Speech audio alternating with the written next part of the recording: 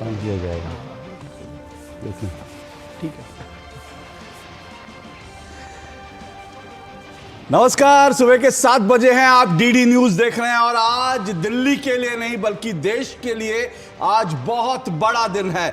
अब से कुछ देर बाद दिल्ली के वोटों की गिनती का काम शुरू हो जाएगा और दिल्ली के चुनाव नतीजे आपके सामने होंगे। यूं कहने के लिए दिल्ली एक छोटा सा राज्य है, यहां पर जो विधानसभा है उसे पूर्ण राज्य का दर्जा भी प्राप्त नहीं है, लेकिन उसके बावजूद दिल्ली का यह चुनाव आज देश का चुनाव बन गया है। पूरे देश की निगाहें लगी है। बहुत खास रहेगा आज का यह चुनाव के नतीजे और हम आपको सबसे पहले सबसे सटीक नतीजे आपको दिखाते रहेंगे। और जब मैं आपसे कह रहा हूं सबसे पहले सबसे सटीक, तो ध्यान रखिएगा, हो सकता है कुछ लोग गफलतबाजी में हमसे आगे आपको जरूर दिखें, लेकिन अंत में आंकड़ा वही गिरेगा जहां डीडी न्यूज जो आंकड़ा बताएगा। और दिल्ली के चुनाव नतीजे हम आपको बताएंगे, तमाम विश्लेषण करते रहेंगे, लेकिन साथ साथ यह भी बता दूं आज एक और बहुत अहम चुनाव है। वो उपचुनाव मिल्कीपुर का है, उत्तर प्रदेश की विधानसभा सीट जिस पर आज सबकी निगाहें लगी रहेंगी। मैं हूं अशोक श्रीवास्तव, मेरे साथ मेरे सहयोगी निखिल हैं। निखिल, शुक्रिया दर्शकों, नमस्कार।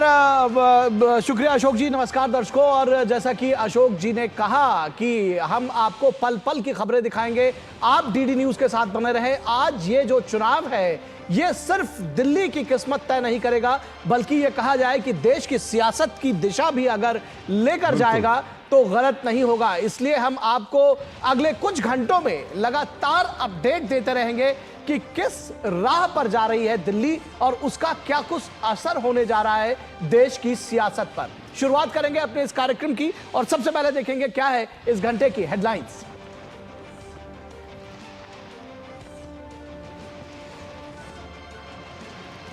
दिल्ली में आज किसकी बनेगी सरकार? सुबह 8 बजे से सभी 70 सीटों पर होगी शुरू मतगणना। चंद घंटों के बाद ही तस्वीर होने लगेगी साफ।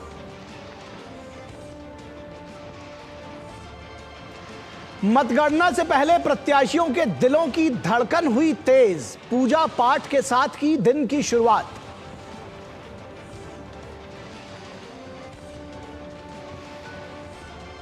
एग्जिट पोल से बीजेपी का बड़ा हौसला, कांग्रेस को खाता खुलने की उम्मीद, वहीं आपको सता रहा है हार का डर।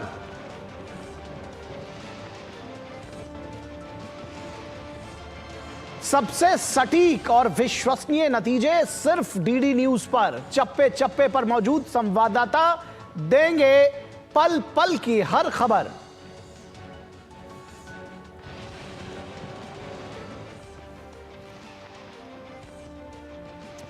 तो इस वक्त की जो बड़ी खबरें आपको बता दें, दिल्ली चुनाव के नतीजों का ऐलान अब से कुछ ही देर में शुरू हो जाएगा। आज सुबह 8 बजे होगी वोटों की गिनती। इस वक्त की जो बड़ी खबर है, 8 बजे वोटों की गिनती जो है शुरू हो जाएगी। दिल्ली विधानसभा चुनाव के नतीजे आने शुरू हो जाएंगे। और हम आपको बता दें, बहुत छोटी ये दिल्ली स्टेट है, तो बहुत जल्दी जल्दी आंकड़े आएंगे। आप लगातार टीवी सेट से चिपक कर बैठिएगा। जी बिल्कुल। और 11 जिलों में बनाए गए हैं मतगणना केंद्र, 19 केंद्र ऐसे बनाए गए हैं। 11 जिलों में बनाए गए मतगणना के 19 केंद्र और मतगणना में लगाए गए करीब 12,000 कर्मचारी। ये 19 केंद्रों पर 12,000 कर्मचारी लगाए गए हैं। राजधानी में मतगणना को देखते हुए काउंटिंग डे है आज और इसको देखते हुए सुरक्षा की कड़ी व्यवस्था की गई है। सभी 70 सीटों की आज ही मतगणना हो जाएगी और सबसे पहले पोस्टल बैलेट की गिनती होगी अशोक जी। और लेकिन बहुत पोस्टल बैलेट नहीं है, इसलिए बहुत जल्दी आपके सामने नतीजे होंगे और सबकी निगाहें इस पर लगी है, खिलेगा कमल या फिर चलेगी एक बार फिर से झाड़ू। जी बिल्कुल। और दिल्ली के सिंहासन पर किसका होगा राज, ये निगाहें सभी की लगी हुई हैं और निगाहें इस पर भी लगी हुई हैं कि नई दिल्ली सीट पर स्टार वॉर है, तो कौन जीतेगा नई दिल्ली की सीट। मैं इसमें दिल्ली के चुनावों के साथ ये एक्स्ट्रा ऐड ऑन कर रहा हूं क्योंकि सबकी निगाहें लगी हुई हैं कि नई दिल्ली सीट पर क्या कुछ होगा। जी हाँ, और नई दिल्ली में बल्कि आतिशी मार्लेना जो कि इस वक्त प्रेजेंटली दिल्ली की मुख्यमंत्री, उनकी सीट पर क्या होगा। और इसके साथ साथ मनीष सिसोदिया जो डिप्टी सीएम बनने का दावा कर रहे हैं चुनाव नतीजों से पहले, उनका क्या होगा। बहुत सारी दिल्ली की वीवीआईपी सीटें हैं, उन सब का आपको हम अनुमान नतीजे देते रहेंगे। राजधानी में सुरक्षा व्यवस्था व्यवस्था कड़ी है। पोस्टल बैलेट की गिनती शुरू हो जाएगी और हम आपको एक एक करके 70 विधानसभा सीटों के जो रुझान और नतीजे आपको लगातार बताते रहेंगे। दिल्ली छोटी है, विधानसभा छोटी है, लेकिन चुनाव ये बहुत बड़े चुनाव हैं। इन चुनावों का राष्ट्रीय स्तर पर जो है वो असर पड़ेगा।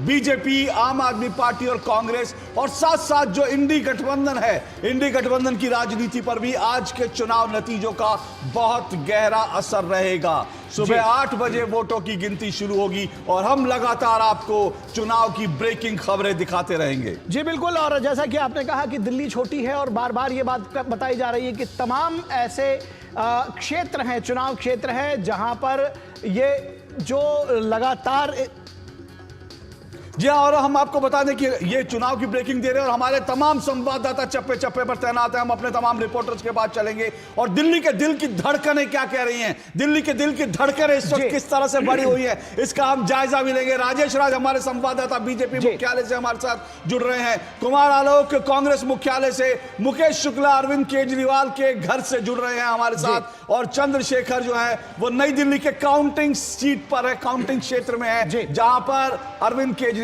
का जो है वो चुनाव लड़ रहे हैं। सबसे पहले मैं आपके पास आना चाहूंगा चंद्रशेखर, आप तैयार हैं? दिल की धड़कनें सबकी बड़ी हुई। चंद्रशेखर आप सुन पा रहे हैं मुझे, लेकिन चंद्रशेखर नहीं सुन पा रहे हैं, इसलिए सीधा राजेश राज के पास चलते हैं। राजेश राज आप तैयार हैं? आप सुन पा रहे हैं राजेश राज? दिल्ली में बीजेपी के लिए आज सबसे बड़ा सवाल यह है, क्या 27 साल बाद दिल्ली में सत्ता का जो सूखा था बीजेपी का वो खत्म होगा? आज दिल्ली बीजेपी की उम्मीदें बढ़ी हुई हैं। देखिए, निश्चित तौर पर जिस तरीके से अशोक पूरे चुनाव पर अगर हम एक नजर डालें तो भारतीय जनता पार्टी ने अनेक मोर्चों पर अपने किला को फतह करने की तैयारियां जो हैं वो मुकम्मल रखी। और आपने देखा कि प्रधानमंत्री नरेंद्र मोदी से लेकर भारतीय जनता पार्टी के जो सामान्य जो कार्यकर्ता हैं उन्होंने एड़ी चोटी का जोर लगाया। और हमने यह भी देखा कि किस तरीके से बीजेपी ने पूरे चुनाव के दौरान जो उनके छोटे छोटे जो कार्यकर्ता हैं और जो बड़े नेता हैं उन्होंने डोर टू डोर कैंपेन भी चलाया। क्योंकि आपने बिल्कुल सही कहा कि 27 साल पहले जो है भारतीय जनता पार्टी दिल्ली की हुकूमत में थी और उसके बाद 10 साल तक शीला दीक्षित की सरकार रही और 10 साल तक अगर हम देखें तो फिर अरविंद केजरीवाल जो है वो दिल्ली की हुकूमत में रहे। राजेश माफी चाहता हूं, रोक रहा हूं आपको। आज की खबर, जो बड़ी खबर, क्योंकि जो एग्जिट पोल है 14 exit poll, 12 exit poll BJP को बढ़त दिखा रहे हैं। जाहिर सी बात है बीजेपी कितना कॉन्फिडेंट दिख रही है। बीजेपी मुख्यालय में अक्सर कहते हैं कि नेताओं को पहले से जमीनी हकीकत पता चल जाती है, तो बीजेपी के इस वक्त क्या चर्चा है, क्या सोच रहे हैं बीजेपी? देखिए, बीजेपी के जो यहाँ दिल्ली बीजेपी के जो मीडिया प्रभारी हैं, प्रवक्ता है प्रवीण शंकर कपूर, उनको मैं सीधे आपसे रूबरू करा रहा हूं। अशोक श्रीवास्तव जी हमारे एंकर हैं, वो कह रहे हैं कि बीजेपी को कितनी उम्मीद है, क्या तैयारियां हैं, क्या वो आश्वस्त है कि वो सरकार बनाएगी? अशोक जी, हम पूरी तरह आश्वस्त हैं। दिल्ली की जनता ने इस चुनाव को परिवर्तन के चुनाव के रूप में देखा। मतदान के रुझान भी यही बताते हैं कि दिल्ली की जनता ने इसे परिवर्तन के अपॉर्चुनिटी की तरह देखा। जो सरकार थी दिल्ली में उसके पास बताने को कुछ था नहीं, एक बड़ा नेगेटिव प्रचार उसने चलाया। वहीं दूसरी ओर भारतीय जनता पार्टी ने, मोदी सरकार ने जो दिल्ली के लिए किया है उसको तो बताया ही, साथ ही इस सरकार के भ्रष्टाचारों को भी एक्सपोज किया और हम जीत रहे हैं। 27 साल का सूखा खत्म होगा आज? निस्संदेह, मैं आपकी भाषा में भाषा मिलाऊंगा, हमारा डबल वनवास आज अंत होगा। जी, क्या तैयारियां हैं दिल्ली बीजेपी में? आज चाय से आपने शुरुआत करवाई है और क्या क्या तैयारियां हैं? कार्यकर्ता आएंगे, किस तरीके से उत्साह जो है वो देखने को मिलेगा? देखिए, एक अल्पाहार की व्यवस्था सभी लोगों के लिए रहेगी पार्टी कार्यालय में, और जहां तक उत्सव की बात है तो गरिमापूर्ण तरीके से जैसे ही जनमत आएगा हम अपना उत्साह भी आपके सामने दिखाएंगे, हमारे कार्यकर्ताओं का उत्साह भी आपको देखने को मिलेगा। देखिए अशोक जी, कार्यकर्ताओं का उत्साह जो है वो दिखाने की तैयारी भारतीय जनता पार्टी ने अभी से कर रखी है और अल्पाहार के साथ चाय के साथ जो है वो आज सुबह की शुरुआत हो रही है और बीजेपी को पूरा भरोसा है कि ठीक है, कॉन्फिडेंट है बीजेपी, कॉन्फिडेंट है, ये ऐसा लगता है। राजेश, कॉन्फिडेंट है बीजेपी? बिल्कुल। मुकेश शुक्ला के पास जाना चाह रहा था। निखिल, एक चीज जरूर जाननी चाहिए, अल्पाहार की आपने बात करी, तो लड्डू है कि जलेबी है अल्पाहार में?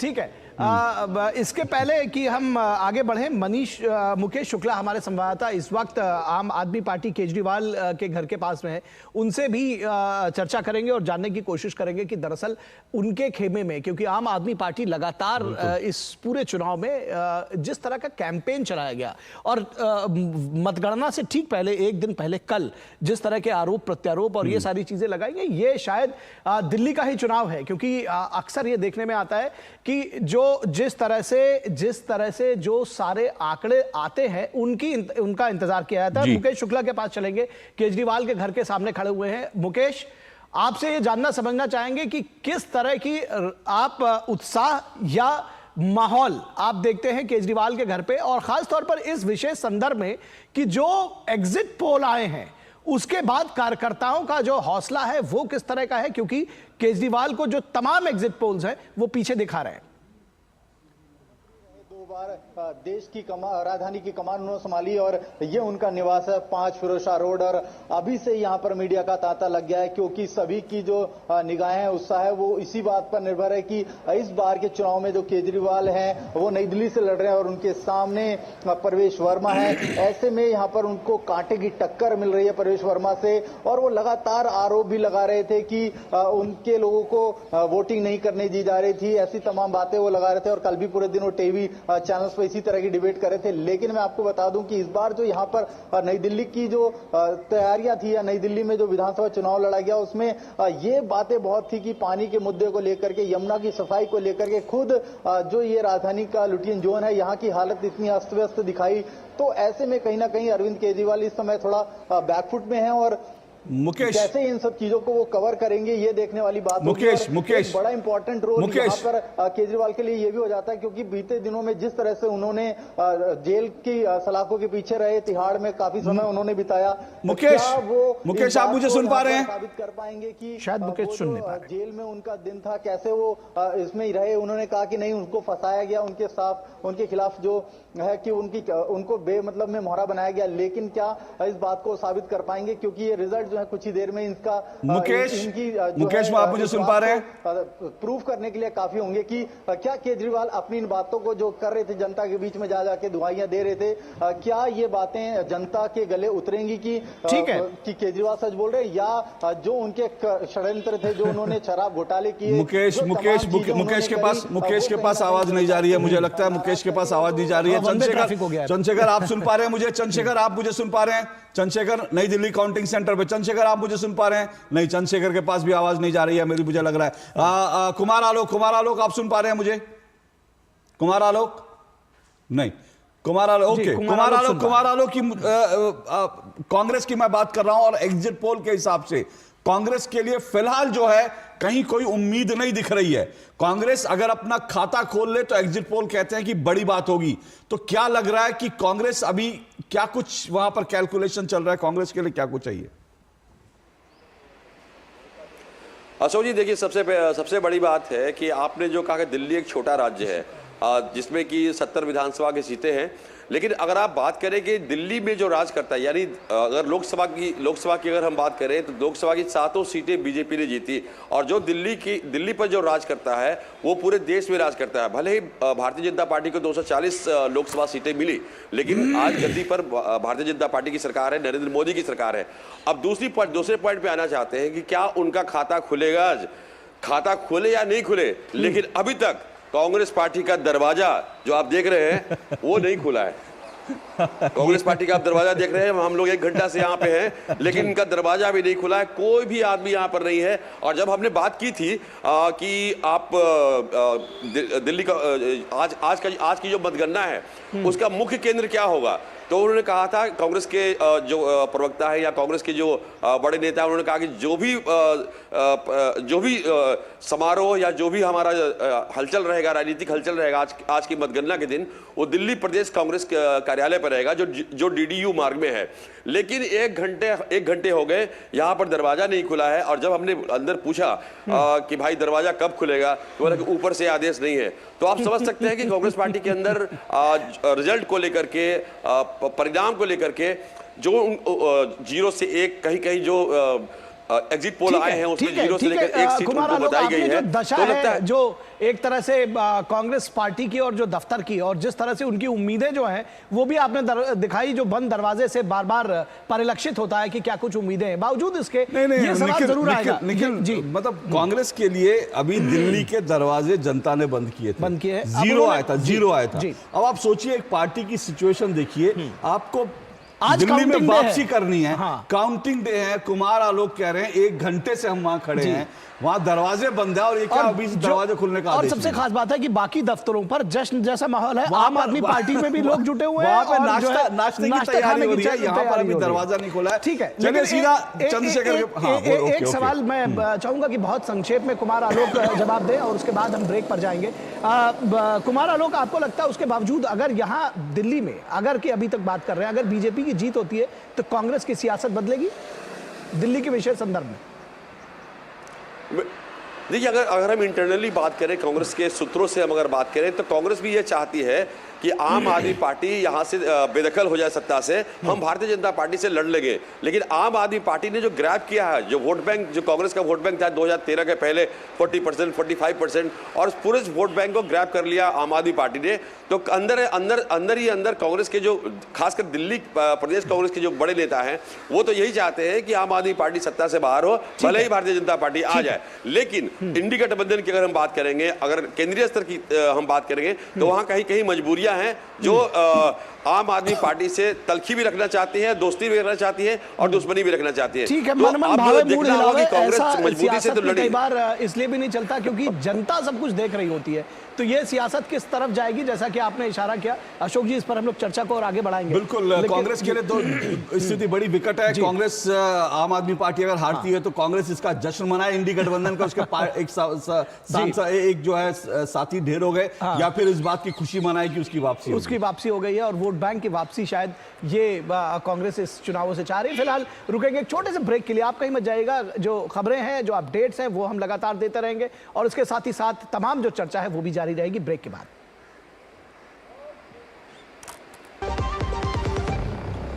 कुछ पल नहीं दिशा दिखाएं, कुछ पल हिम्मत बढ़ाएं,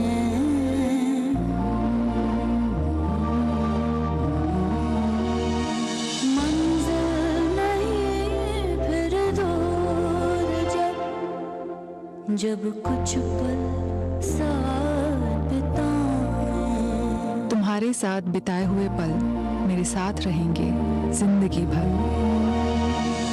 मंजिल नहीं फिर दूर जब अपने साथ निभाएं। LIC से मिले बीमे की रकम ने ही मेरे नए काम की शुरुआत को मुमकिन बनाया। कुछ पल का साथ बन जाता है जिंदगी भर का साथ। LIC, हर पल आपके साथ। डिजिटल बैंकिंग का है जमाना, टाइम है बचाना। डिजिटल बैंकिंग है आसान, करो चाहे कोई भुगतान, एनी टाइम एनीवेयर, सेफ है, फास्ट है, हर पेमेंट उंगलियों पे सेट है। लेन देन के हैं ऑप्शंस कई, IMPS, NEFT, UPI भी। 24 घंटे करते ये काम, पेमेंट आसान और रहे आराम। RBI कहता है जानकार बनिए, सतर्क रहिए।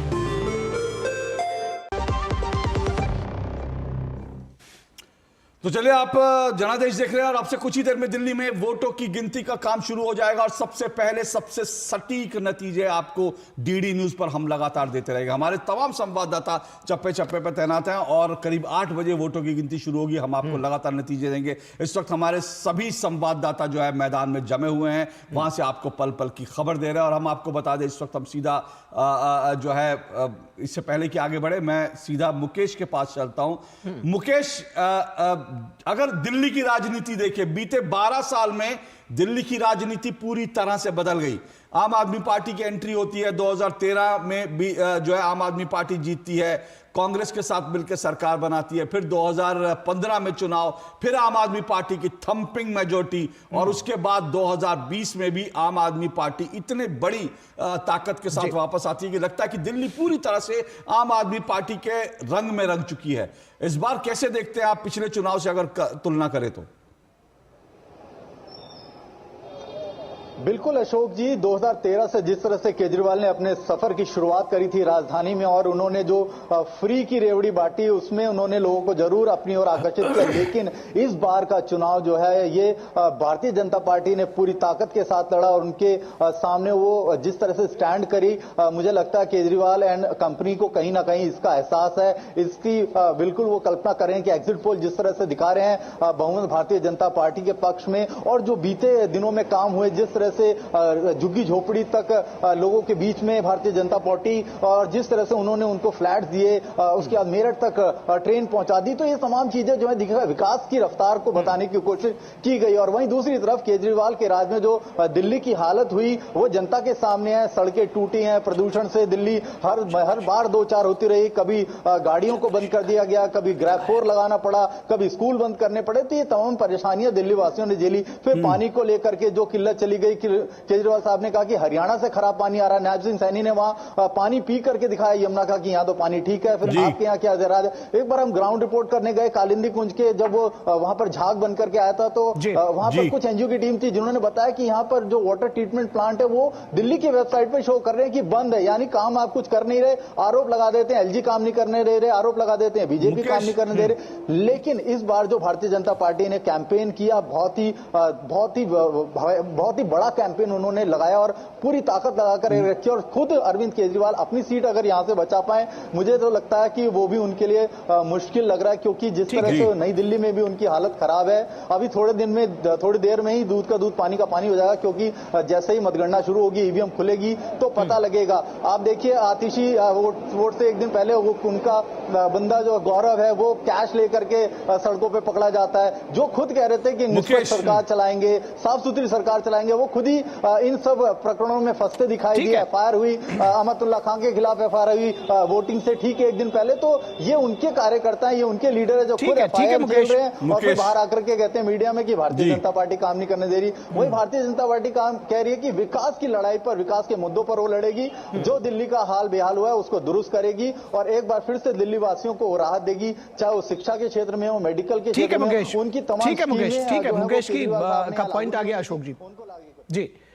और यहां पर हम बता दें कि जिस तरह से मुकेश बता रहे हैं, जाहिर तौर पर दोनों ही पक्ष अपनी अपनी बातें कर रहे हैं और दोनों को ही अपनी अपनी जीत का विश्वास है। और ऐसे में पटेल नगर से आम आदमी पार्टी के उम्मीदवार प्रवेश रतन अपनी जीत को लेकर आश्वस्त नजर आ रहे हैं। क्या कुछ कहा उन्होंने, आइए आपको सुनाते हैं। एग्जिट पोल की बात करें तो आपको याद होगा हरियाणा में भी नज़र होगा, आपने सबको कांग्रेस को दिखाया था, मगर तो वहाँ का रिजल्ट और ऐसी कई राज्यों का रिजल्ट ऐसे रहे हैं। और आम आदमी पार्टी का 2020 का आप चेक करिएगा और 15 का चेक करिएगा, उस टाइम भी बीजेपी को दिखाया जा रहा था, मगर आम आदमी पार्टी यहाँ पर एक बड़ी बहुमत से दिल्ली के अंदर सरकार बनाएगी। ये आपको अभी थोड़ा कुछ घंटे बाद नज़र आ जाएगा।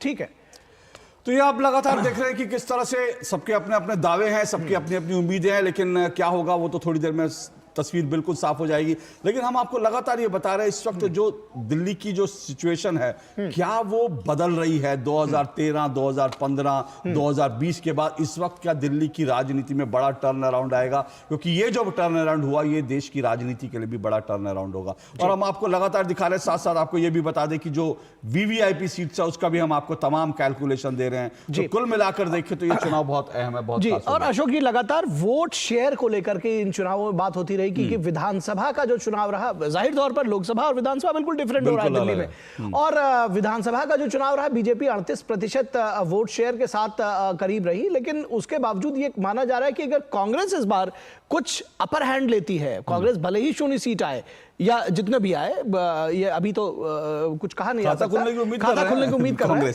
लेकिन उसके बावजूद कितना वो वोट बैंक बढ़ा लेती है इस पर भी डिपेंड करेगा बीजेपी की विन मार्जिन। अगर आप देखिए ये हम आपको जो डेटा दिखा रहे हैं, देखिए बड़ा इंटरेस्टिंग है ये दिल्ली चुनाव का। 2013 में आम आदमी पार्टी के पास 29.49% वोट थे, लेकिन उसके बाद बिल्कुल जो है लगभग दोगुनी रफ्तार से 2015 में 54.34% हो गए। 2020 में थोड़ा सा गिरावट जरूर गई, लेकिन इस बार क्या अपना वो आंकड़ा जो है 53%, 50% एक चीज इंटरेस्टिंग है कि बीजेपी लगातार बढ़ी है, 33 के बाद 32 जरूर हुए, 1% कम होने के साथ, लेकिन उसके बाद 38% बढ़ा।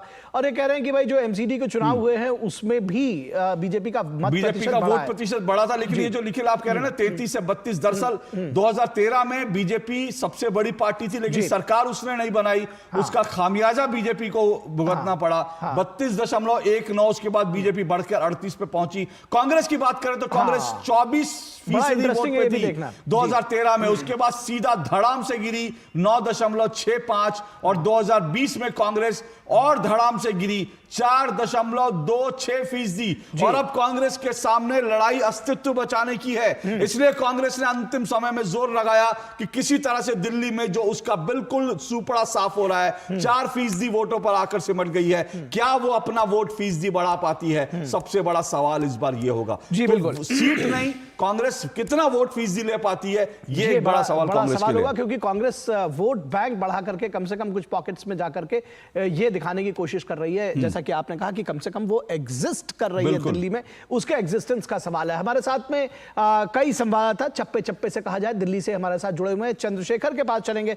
चंद्रशेखर नई दिल्ली में काउंटिंग सेंटर के पास मौजूद हैं, और चंद्रशेखर अगर आप उनको सुन पा रहे हैं तो ये नहीं, मुझे लगता है एक बार फिर राजेश के पास चलते हैं। राजेश के पास चलते हैं। बीजेपी जो है इस वक्त ये उम्मीद लगा के बैठी है, बीजेपी ने कोई चेहरा नहीं उतारा था इस चुनाव में।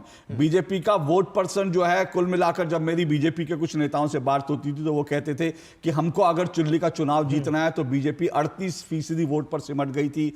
पिछले विधानसभा चुनाव में, एमसीडी चुनाव में 44% तक गई थी। तो बीजेपी को लगता है अगर चुनाव जीतना है तो उसको 50%, क्योंकि अमित शाह की स्ट्रैटेजी भी बड़ी साफ रहती है, वो कहते हैं कि जिस राज्य में हम 50% तक वोट ले लेंगे वहां हम सरकार बना लेंगे। तो बीजेपी को कम से कम अपना 6 से 8% वोट बढ़ाना था। क्या बीजेपी कॉन्फिडेंट दिख रही है कि इतना वोट परसेंट वो बढ़ा पाई है दिल्ली में?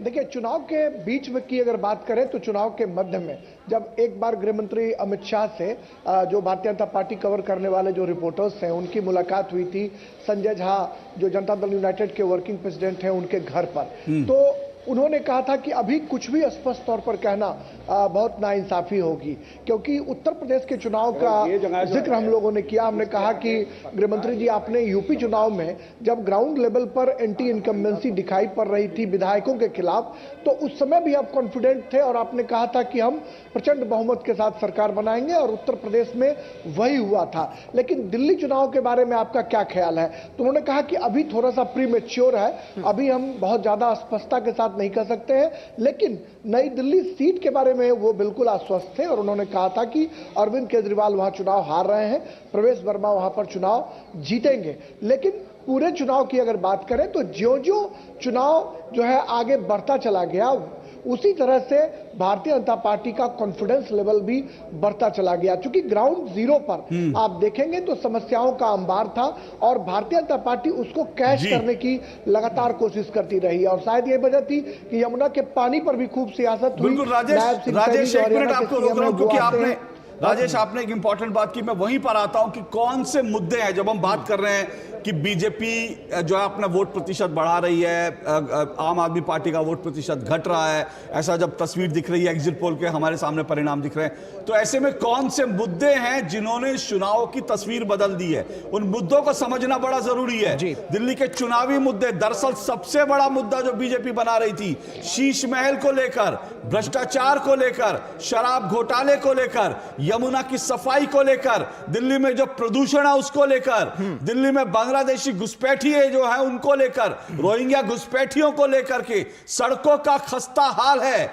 गंदा पानी है, लोगों को साफ पानी नहीं मिल रहा है, महिला सुरक्षा दिल्ली में एक बड़ा मुद्दा बना, झुग्गी वासियों के पुनर्वास का बड़ा मुद्दा बना, पूर्वांचली वोटर किस तरह से बिहेव करेगा यह मुद्दा, दिल्ली के रोजगार का मुद्दा, दिल्ली में बिजली पानी के बिल जिनको जीरो करने की बात कही थी, पुजारी और इमाम की सैलरी का मुद्दा बना, दिल्ली की स्वास्थ्य सुविधाएं मुद्दा बनी। तो ये तमाम मुद्दे जिनमें सबसे टॉप पे हम जो दिखा रहे हैं शीश महल, क्योंकि बीजेपी ने अरविंद केजरीवाल ने जो अपनी छवि बनाई थी आम आदमी पार्टी की, बीजेपी ने आम आदमी की, तो बीजेपी ने शीश महल के वीडियो दिखाकर वहां से शुरुआत करी कि अरविंद केजरीवाल किस तरह से भ्रष्टाचार में लिप्त महल है। का मुद्दा जैसे अशोक आपने कहा कि ये सबसे पहले इसकी शुरुआत हुई और शीश महल के इर्द गिर्द ये राजनीति शुरुआत हुई। लेकिन जैसे जैसे दिल्ली का चुनाव आगे चढ़ता गया वैसे एक पर एक फ्री शराब की याद भी आई लोगों को, और उसके साथ ही साथ यमुना का गंदा पानी।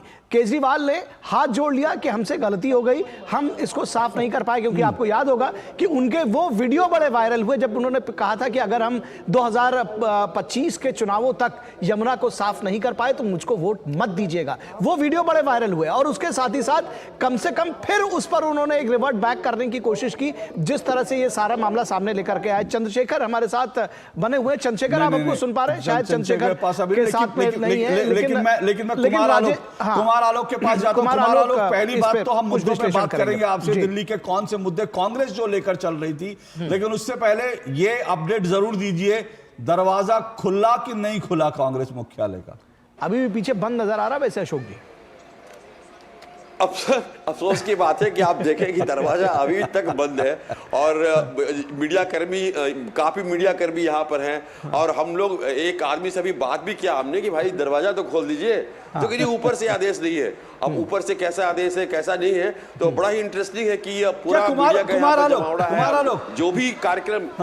कुमार आलोक, क्या कांग्रेस को अंदाजा है कि पता नहीं इस बार खाता खुलेगा नहीं खुलेगा, तो खाता भी नहीं खोलना तो इसलिए दरवाजा भी नहीं खोलते, क्या इस तरह का कांग्रेस का अनुमान लग रहा है क्या? और सबसे इंटरेस्टिंग बात ये जो आलोक जी आप कह रहे हैं कि ऊपर से आदेश है, ये ऊपर से आला कमान। नहीं, कांग्रेस में शीर्ष नेतृत्व के बिना कहीं कुछ नहीं होता। तो खाता खुल रहा है, दरवाजा खुल रहा है, ये सब सवाल कुमार आलोक सामने आज कांग्रेस के।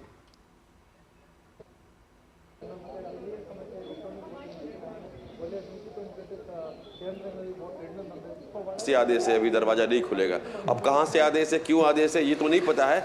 लेकिन अगर कांग्रेस की हम बात करें सीरियसली, अगर हम देखें पॉलिटिकली जिस तरीके से दिल्ली में वो चुनाव लड़ रहे थे, खासकर लास्ट फेज में, शुरू में राहुल गांधी ने सीलमपुर से जब अपना चुनाव प्रचार शुरू किया था तो मैं वहां पर था, काफी संख्या में लोग वहां उनको सुनने के लिए आए थे, तो ऐसा लगा कि कांग्रेस पूरी दमखम के साथ चुनाव लड़ रही है। लेकिन बीच में क्या हुआ कि बीच में एकाएक राहुल गांधी की 3-4 रैलियां कैंसिल हो गई, प्रियंका गांधी की भी रैलियां कैंसिल हो गई। तो ये कहा गया कि इंडी गठबंधन की ओर से जो उनके जो नेता है, खासकर स्टालिन की अगर हम बात करें, राहुल गांधी से उनका अच्छी दोस्ती है, अच्छा तालमेल है उनका, वहां से उनका फोन आया कि आप अरविंद केजरीवाल को छोड़ दें, आप यानी कि बीजेपी को हराने में सक्षम अरविंद केजरीवाल है, आप डिस्टर्ब नहीं करें, आप थोड़ा सा लो डाउन हो जाए। तो उसके बाद लो डाउन हो गए। लेकिन बाद में एक घटनाक्रम हुआ, उसमें क्या हुआ कि अरविंद केजरीवाल एंड कंपनी, जो उनकी पार्टी है आम आदमी पार्टी ने एक पोस्टर निकाला दिल्ली में, और उस पोस्टर में उन्होंने भ्रष्टतम नेताओं की तस्वीर के साथ जारी किया पोस्टर में, उसमें राहुल गांधी को सबसे अव्वल नंबर पर दिखाया गया। उसके बाद कांग्रेस के अंदर ये हुआ कि नहीं, ये तो अटैकिंग कर रहा है अरविंद केजरीवाल, हम तो थोड़ा सा ढीला पड़े थे आम आदमी पार्टी को लेकर के। उसके बाद से आक्रामक प्रचार राहुल गांधी ने किया, प्रियंका गांधी ने किया और कांग्रेस के नेताओं ने किया। तो अंतिम अगर हम देखें, अगर टेक्निकली देखें आप अशोक जी, तो 17 सीटें ऐसी हैं दिल्ली में जहां पे अनुसूचित जो जाति है वो मायने रखती है, उनका वोट बैंक मायने रखता है, और 8-9 सीटें ऐसी हैं जहां पर अल्पसंख्यक वर्गों का दबदबा है। तो इन्हीं सारी सीटों, यानी 17+9 सीटों पर कांग्रेस ने अपने आप को कंसंट्रेट किया और वहां पर मजबूती के साथ वो चुनाव लड़ रही है, इसमें कोई दो राय नहीं है। आप कहेंगे कि अगर नई दिल्ली की भी अगर बात करें तो संदीप दीक्षित भले ही चुनाव जीत नहीं पाए, तीसरे नंबर पर रहे, लेकिन आप देखेंगे कि उनका जो वोट प्रतिशत होगा वो अच्छा खासा होगा। और एक चीज और मैं ब्रेकिंग आपको बता रहा हूं, 2 सीटें ऐसी हैं, ओखला जहां पर अमानुल्लाह खान है, चुनाव लड़ रहे हैं, आम आदमी पार्टी के विधायक हैं, मंत्री भी रहे हैं, और एक मुस्तफाबाद। ओखला और मुस्तफाबाद में वहां पर एक जो टक्कर है पतंग छाप, यानी ओवैसी की पार्टी बहुत ही मजबूती के साथ चुनाव लड़ रही है।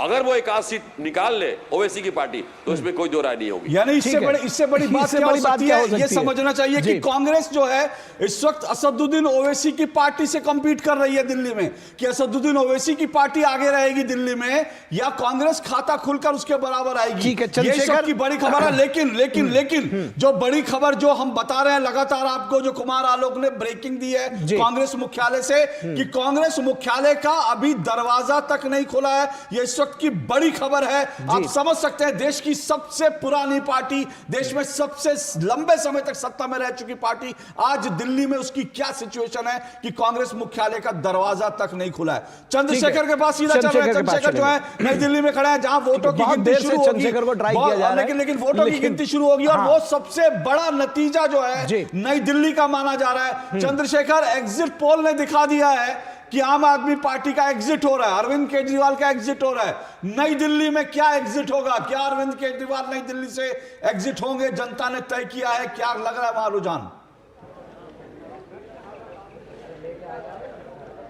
बिल्कुल कांटे की टक्कर है और इसमें देखना होगा कि अरविंद केजरीवाल की क्या कर पाएंगे, क्योंकि ये नई दिल्ली सीट जो आपने जैसे अब तक पहले भी कहा अशोक कि ये वो सीट है जो मुख्यमंत्री तय करती है दिल्ली का, और चाहे वो शीला दीक्षित रही हो या फिर अरविंद केजरीवाल रहे हों, लेकिन इस बार राह थोड़ी मुश्किल नजर आ रही है क्योंकि संदीप दीक्षित, प्रवेश वर्मा जैसे जो बड़े नेता हैं वो इस वक्त यहाँ पर मौजूद है। और प्रवेश वर्मा ने और संदीप दीक्षित ने जिस प्रकार से कैंपेनिंग की अपने इस इलेक्शन के दौरान, वो देखने लायक थी और काफ़ी मार्जिन जो है वो यहाँ पे कम होता हुआ नजर आएगा, या फिर अरविंद केजरीवाल के लिए राहें बहुत मुश्किल होती हुई नजर आएंगे। और इसमें सबकी निगाहें हैं और तकरीबन देखना ये होगा कि यहाँ पे जब वोटों की गिनती शुरू होती है तो सबसे पहला जो है वो किस तरफ जाता है, अरविंद केजरीवाल की तरफ जाता है या फिर संदीप दीक्षित या प्रवेश वर्मा की तरफ। हालांकि अभी देखना यह है कि कितने राउंड की गिनती यहाँ पर होती है, क्योंकि 57% से ऊपर के यहाँ पर वोटिंग हुई थी जनता की,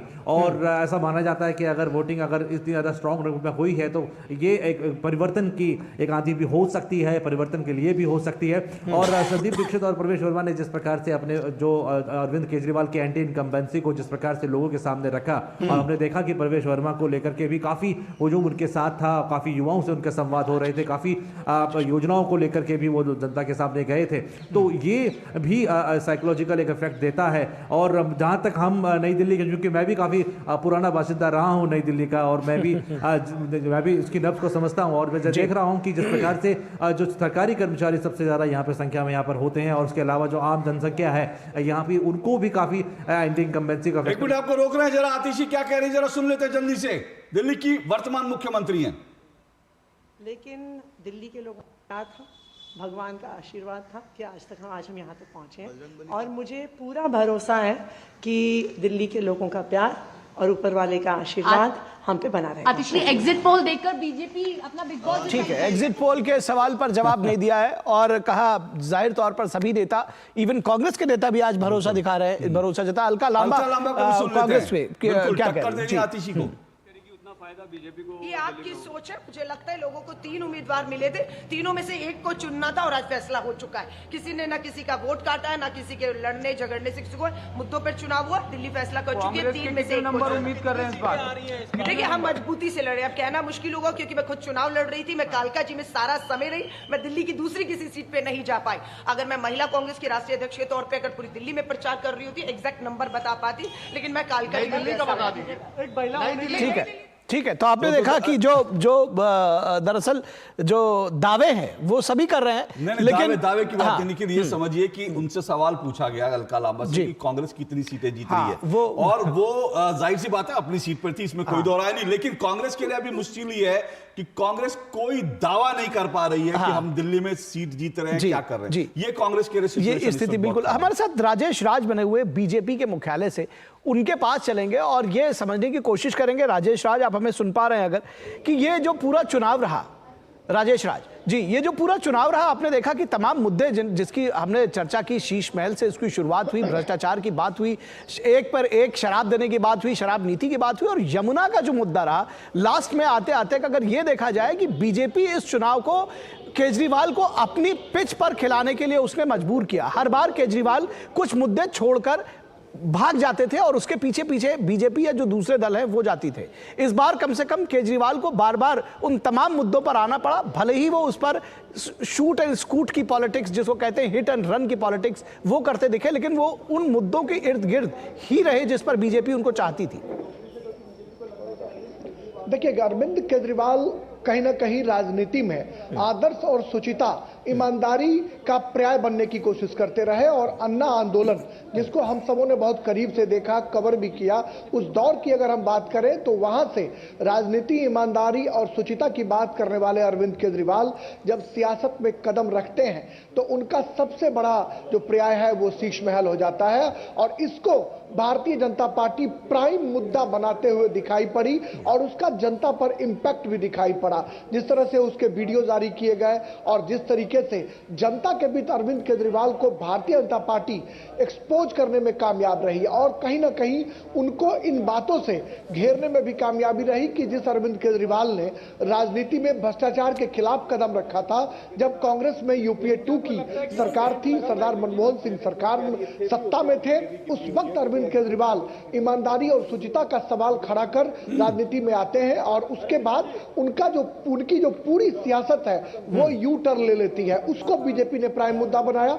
यमुना का मुद्दा कहीं ना कहीं प्राइम मुद्दा रहा और मैं आपको निखिल ये दिखाना चाहता हूं कि कांग्रेस मुख्यालय के दरवाजे भले ही बंद हो, लेकिन बीजेपी मुख्यालय पर चहल पहल अब बढ़ती हुई दिखाई पड़ रही है और आप देखिए कि एलईडी जो स्क्रीन है वो बड़ा स्क्रीन यहां पर चालू कर दिया गया है और यहां पर तमाम जो टेलीविजन के स्क्रीन पर आप देख सकते हैं कि जो तमाम टेलीविजन के जो स्क्रीन है वो आपको यहाँ पर बखूबी दिखाई पड़ रहे होंगे और गहमा गहमी भारतीय जनता पार्टी पर धीरे धीरे बढ़ रही है क्योंकि बीजेपी आश्वस्त है कि वो दिल्ली की हुकूमत पर जो है एक बार पुनः वापस लौटेगी। और आपने जहां तक मुद्दों की बात करी तो यमुना की सफाई का मुद्दा जो है वो भी एक प्राइम मुद्दा रहा।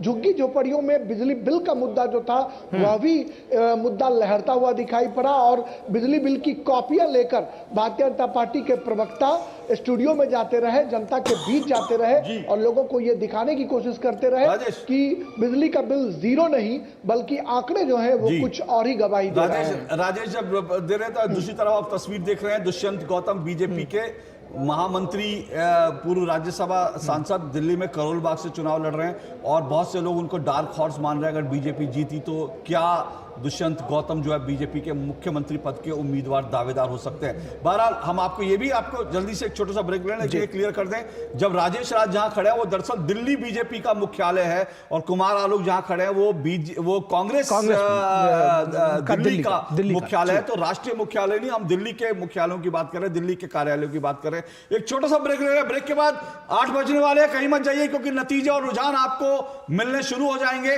धड़कनें बढ़ी हुई हैं, दिल थाम कर बैठिए, दिल्ली की धड़कनें बढ़ी हुई हैं और दिल्ली की धड़कनों की काउंटिंग हम आपको लगातार बताते रहेंगे इस छोटे से ब्रेक के बाद। सुनो, एक अच्छी इंश्योरेंस पॉलिसी एआई से पूछते हैं। एक ऐसी पॉलिसी जिसमें प्रीमियम पेमेंट हो लिमिटेड पर इनकम आती रहे लाइफ टाइम। LIC का जीवन उत्सव। एक ऐसी पॉलिसी जो दे होल लाइफ इंश्योरेंस कवर भी। LIC का जीवन उत्सव। वाओ, चलो तो LIC की जीवन उत्सव पॉलिसी ही लेते हैं। मैं भी तुमसे यही कह रही थी, LIC का जीवन उत्सव। लाइफ टाइम सेलिब्रेशन मनाइए LIC के जीवन उत्सव के साथ, फ्यूचर सेट है। एक ऐसा तबका जो रिटायरमेंट के बारे में आज भी बिल्कुल नहीं सोचता वो है औरतें। औरतें कमा के भी वल्नरेबल हैं। सो NPS एक इक्वालिटी ला रहा है, हम सब एक बराबर प्लेटफॉर्म पे हैं। अपने बेहतर कल को सुनिश्चित करने के लिए NPS जरूरी है। नई दिल्ली विश्व पुस्तक मेला आ गया है फिर एक बार देने आपकी कल्पना को नई उड़ान। साहित्य और संस्कृति की इस अद्भुत दुनिया में अपने पसंदीदा लेखकों, साहित्यकारों और कलाकारों के साथ जाने कहानी भारत की। आइए हम भारत के लोग गर्व से शामिल हों विश्व के सबसे बड़े पुस्तक मेले में और मनाए गणतंत्र भारत के 75 वर्षों का उत्सव विश्व की सर्वश्रेष्ठ किताबों के साथ। 1 से 9 फरवरी सुबह 10 बजे से रात 9 बजे तक भारत मंडपम कॉम्प्लेक्स में स्कूल स्टूडेंट्स, सीनियर सिटीजन और दिव्यांग जनों के लिए एंट्री फ्री। टिकट ऑनलाइन और मेट्रो स्टेशन पर उपलब्ध।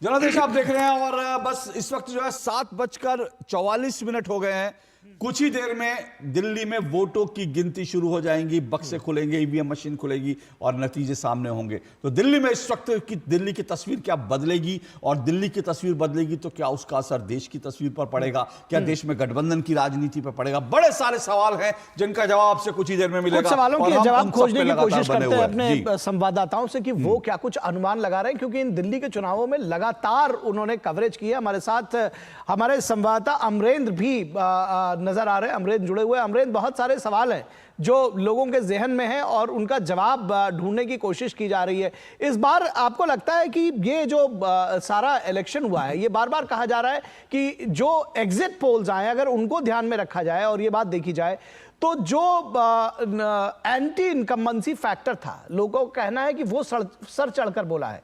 क्या आपको लगता है कि बीजेपी के पक्ष में कुछ पॉजिटिव वोटिंग हुई है या एंटी इनकम्बेंसी फैक्टर का ये नतीजा है?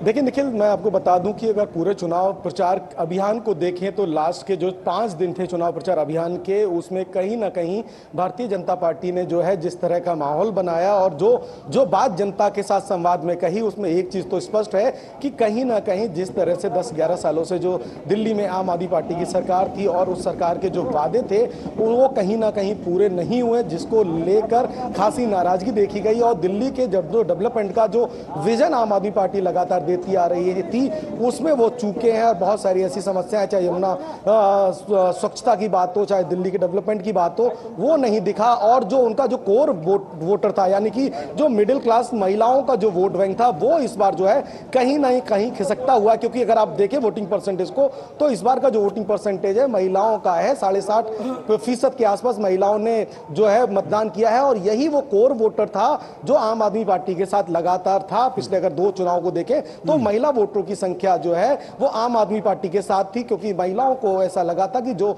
विजन है वो आम आदमी पार्टी का वो उनके साथ है। लेकिन इस बार वो कहीं ना कहीं खिसका है। और जो सबसे बड़ी बात है कि जो इस बार जो प्रधानमंत्री नरेंद्र मोदी की अगर 3 रैली देखें, चाहे 29 जनवरी की देखें, चाहे 2 फरवरी की देखें, उसमें एक सबसे बड़ी बात यह है कि किस तरह से उन्होंने जो है जनता के साथ जो संवाद करते हुए कहा कि किस तरह आपदा की सरकार ने पिछले 10-11 सालों से जो है दिल्ली को सिर्फ बेवकूफ बनाने का काम किया है और दिल्ली में जो डेवलपमेंट है वो कहीं नहीं दिखा है। और अगर वो वादे पूरे करने की जो बात कर रही है उसमें जो एक सबसे बड़ा फैक्टर जो आता है, जो डबल इंजन की सरकार वाला, वो भी कहीं ना कहीं जनता के मन में इस बार घर कर गया। अमरेंद्र, आप बीजेपी, आप कांग्रेस मुख्यालय, आप आम आदमी पार्टी के दफ्तर पर है, एक सीधा सवाल पूछ रहा हूं। 14 एग्जिट पोल के नतीजे हमने देखे, लेकिन मुझे लगता है सबसे बड़ा एग्जिट पोल जो है वो 15वां एग्जिट पोल जो कल आम आदमी पार्टी ने जारी किया।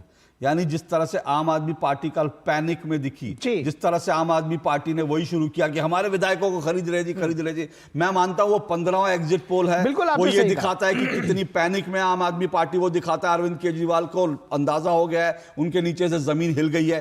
क्या आम आदमी पार्टी में वो पैनिक आज भी दिख रहा है, अभी भी दिख रहा है क्या? निश्चित तौर पे अशोक जी, ये बात आप बिल्कुल सही कह रहे हैं कि जिस तरह से आम आदमी पार्टी ने कल एक बैठक बुलाई, उस बैठक में जो है 12 बजे के आसपास आम आदमी पार्टी के संयोजक जो है अरविंद केजरीवाल ने अपने निवास पर बुलाई और 70 प्रत्याशियों को उन्होंने बुला के 1-to-1 संवाद किया। और जिस तरह से ऑपरेशन लोटस की बात जो आरोप लगाया है जो आम आदमी पार्टी ने, उसको लेकर भी उन्होंने उनसे संवाद किया और ये कहा है कि इस बार चुनाव के दौरान कहीं ना कहीं इस तरह की चीजें हैं तो कहीं ना कहीं आम आदमी पार्टी जरूर जो है पैनिक स्थिति में है। और इसको ये जो 15 मुद्दा था उसके बाद जो डेवलपमेंट आई है, असल में उस पर पैनिक की बात कही जा रही है। और ये चुनाव से पहले जो बॉडी लैंग्वेज है, जो जेस्चर है, जो सारी चीजें आई हैं, उसको लेकर के कहा जा रहा है कि ये 15वां एग्जिट पोल है और शायद ये कहीं ना कहीं गलत नहीं होगा। लेकिन इसके बाद बात करेंगे उत्तर प्रदेश में मिल्कीपुर विधानसभा उपचुनाव के नतीजे भी आज जारी होंगे और उपचुनाव की काउंटिंग जो है मिल्कीपुर की, अयोध्या की ये सीट है फैजाबाद की, उस पर आज काउंटिंग होगी। बेहद महत्वपूर्ण है मिल्कीपुर के उपचुनाव और मिल्कीपुर विधानसभा उपचुनाव के नतीजे आ जाएंगे। 8 बजे से मतगणना शुरू होगी, कुछ ही देर में शुरू होगी यह मतगणना। समाजवादी पार्टी और बीजेपी की साख दांव पर लगी है, तो यहां पर भी ढेर सारी सियासत हुई है, ढेर सारे जो वादे और दावे हुए हैं। और इस बार बीजेपी यहां पर इस सीट पर समाजवादी पार्टी को हटाकर स्वयं, क्योंकि यहां पर अवधेश प्रसाद जो कि अब अयोध्या से फैजाबाद सीट से सांसद हो गए हैं, ये उनकी सीट खाली करने पर यहाँ पर उपचुनाव हो रहा है। उनके बेटे यहाँ से चुनाव लड़ रहे हैं। बीजेपी ने अपना प्रत्याशी दिया है और इस बात की उम्मीद लगा रही है बीजेपी की वो इस बार ये जो पूरा गुणा गणित है उसको बदल कर रख देगी। वहीं समाजवादी पार्टी पहले से ही ये दावा करने लगी है कि चुनावों में उनके साथ में बहुत फेयर ग्राउंड उनको नहीं मिला और ये जो सारी चीजें हैं ये चुनाव से पहले ये बात कहना फिर वो एग्जिट पोल के नतीजे के जैसा ही है। क्यों अशोक जी? देखिए, मिल्कीपुर जो है वो बहुत अपने आप में एक छोटी सी सीट किस तरह से एक बड़ा फैक्टर बन गई है उसको आप अयोध्या से समझना होगा। हालांकि लोकसभा सीट फैजाबाद है जहां पर अवधेश प्रसाद जीते थे, लेकिन अवधेश प्रसाद की जीत के बाद से पूरी समाजवादी पार्टी और पूरी कांग्रेस पार्टी और पूरा इंडी गठबंधन ये माहौल बना रहा था। राहुल गांधी कह रहे थे कि अयोध्या आंदोलन को हरा दिया है और बीजेपी को हरा दिया, तो इसलिए जो है एक अयोध्या में जो समाजवादी पार्टी की जीत हुई, फैजाबाद में जो जीत थी, वो अपने आप में बड़ा फैक्टर था। और मिल्कीपुर में बीजेपी और उत्तर प्रदेश के मुख्यमंत्री योगी आदित्यनाथ दरअसल फैजाबाद में जो हार मिली थी उसका बदला चुकाने के लिए पूरी ताकत से उतरे हैं, इसलिए बड़ा महत्वपूर्ण हो गया है मिल्कीपुर। उस पर हमारी निगाह बनी रहेगी, बीजेपी और कांग्रेस समाजवादी। आशुतोष शुक्ला हमारे संवाददाता भी बने हुए हैं, उनके पास मिल्कीपुर के आंकड़ों के साथ में वापस आएंगे, लेकिन उससे पहले हम दिल्ली के आंकड़ों की बात एक बार फिर से कर लेते हैं और दिल्ली के चुनावों की बात फिर से कर लेते हैं। कुछ ही देर में मिल्कीपुर में भी और दिल्ली में मतगणना शुरू होगी। क्या कुछ कह रहे हैं पिछली बार के आंकड़े, क्या कुछ बताते हैं, क्या कुछ बता रहे हैं जो कुछ देर में रुझान आएंगे उनकी तो हम बात करेंगे ही, लेकिन पिछले 2 चुनावों के कम से कम क्या कुछ आंकड़े रहे हैं ये भी जानना समझना जरूरी है। और हम आपको ये दिखाने की कोशिश कर रहे हैं, इस वीडियो वॉल के जरिए आपको बताएंगे कि आखिर वो आंकड़े क्या कुछ कह रहे हैं। हम आपको बताएंगे कि ये जो दिल्ली के चुनाव हैं वो इस बार किस करवट जाएंगे, और इसलिए भी कहा जा रहा है कि ये चुनाव बदलेगा क्योंकि तमाम सारे मुद्दे जो है इस बार सर चढ़कर बोले हैं जो पिछले 2 चुनावों से बिल्कुल अलग रहे हैं। पिछले 2 चुनाव आम आदमी पार्टी ने क्लीन स्वीप किया था। दिल्ली में 70 की 70 सीटें हैं, ये आप देख रहे हैं। ये जो 8 सीटें जो लाल से दर्शाई गई हैं ये दरअसल बीजेपी है और बाकी सब जगह आपको येलो जो दिख रहा है वो आम आदमी पार्टी है। तो इसको भी समझने की जरूरत है। आप ये देखिए कि किस तरह से जो नतीजे आए हैं 2020 के, उसमें बीजेपी 8 सीट, आम आदमी पार्टी 62 सीटों के साथ उसने अपनी जीत का परचम लहराया था। कांग्रेस पिछली बार भी शून्य थी, इस बार भी शून्य है और अदर्स भी शून्य है। तो सीधे सीधे बीजेपी और आम आदमी पार्टी आमने सामने थी, जिसमें आम आदमी पार्टी को 62 सीटें मिली थी। 2015 के नतीजे और ज्यादा बड़ी जीत थी आम आदमी पार्टी के लिए, 70 के 70 नतीजे। सिर्फ आम आदमी पार्टी को, बीजेपी को 3 सीटें मिली थी, जबकि आम आदमी पार्टी को 70 में 67 सीटें मिली थी।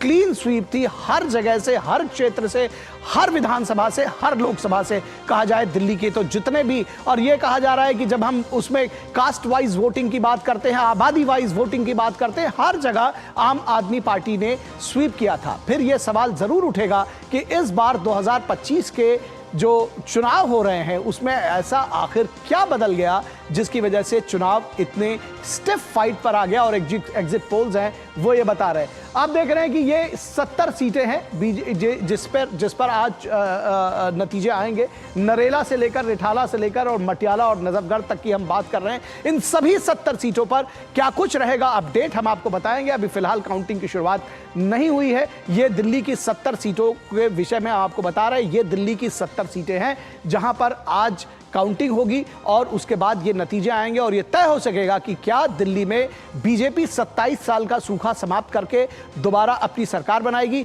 या फिर जनता एक बार फिर से आम आदमी पार्टी को ही अपना नेता चुनेगी और उनको सरकार बनाने का अवसर देगी। ये एक बड़ा सवाल है। एग्जिट पोल्स कह रहे हैं कि बीजेपी की इस बार वापसी है और यह बात जरूर कही जाएगी कि इस पूरे चुनाव में जिस तरह से यह पूरा एक कैंपेन चला वो बिल्कुल डिफरेंट था। अगर कहा जाए कि रंगारंग भी था और उसमें तमाम सियासत थी, हर दिन कोई ना कोई मुद्दा आता रहा, हर दिन आरोप प्रत्यारोप की सियासत सर चढ़कर बोलती रही। और साथ ही साथ ये भी देखने में आया कि अरविंद केजरीवाल अपने जो उनका राजनीति करने का तरीका है वो बार बार चुनाव आयोग से लेकर के बीजेपी से लेकर कांग्रेस तक सबके ऊपर आरोप लगाते रहे।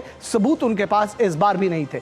ये तमाम कांटे की टक्कर वाली सीटें हम आपको दिखा रहे हैं। बुराड़ी की सीट दिखा रहे हैं जहां पर कांग्रेस और आम आदमी पार्टी के बीच में ये जो कांटे की टक्कर वाली सीट है, ग्रेटर कैलाश में शिखा राय बीजेपी से सौरभ भारद्वाज को चुनौती देती हुई नजर आ रही है। ये एक प्रमुख सीट है जिस पर सभी की निगाहें रहेंगी। कपिल मिश्रा करावल नगर से बीजेपी के उम्मीदवार हैं। मनोज कुमार त्यागी के खिलाफ वो खड़े हुए हैं और ये भी बड़ी स्टिफ फाइट वाली सीट मानी जा रही है। करोल बाग में दुष्यंत गौतम जो कि बीजेपी के कद्दावर नेता हैं, वो विशेष रवि को चुनौती देते हुए नजर आ रहे हैं। वहीं मालवीय नगर में आम आदमी पार्टी के सोमनाथ भारती, जिनके बारे में बहुत सारी इस बार पिछले 5 वर्षों में कहानियां रही, वो वहां पर एक स्टिफ फाइट में फंसे हुए बीजेपी के सामने। ओखला में अरीबा खान कांग्रेस की आम आदमी पार्टी के अमनुल्लाह खान को इस बार चुनौती देती हुई नजर आ रही है। पटेल नगर में भी आपने देखा कि किस तरह से बीजेपी और आम आदमी पार्टी आमने सामने है।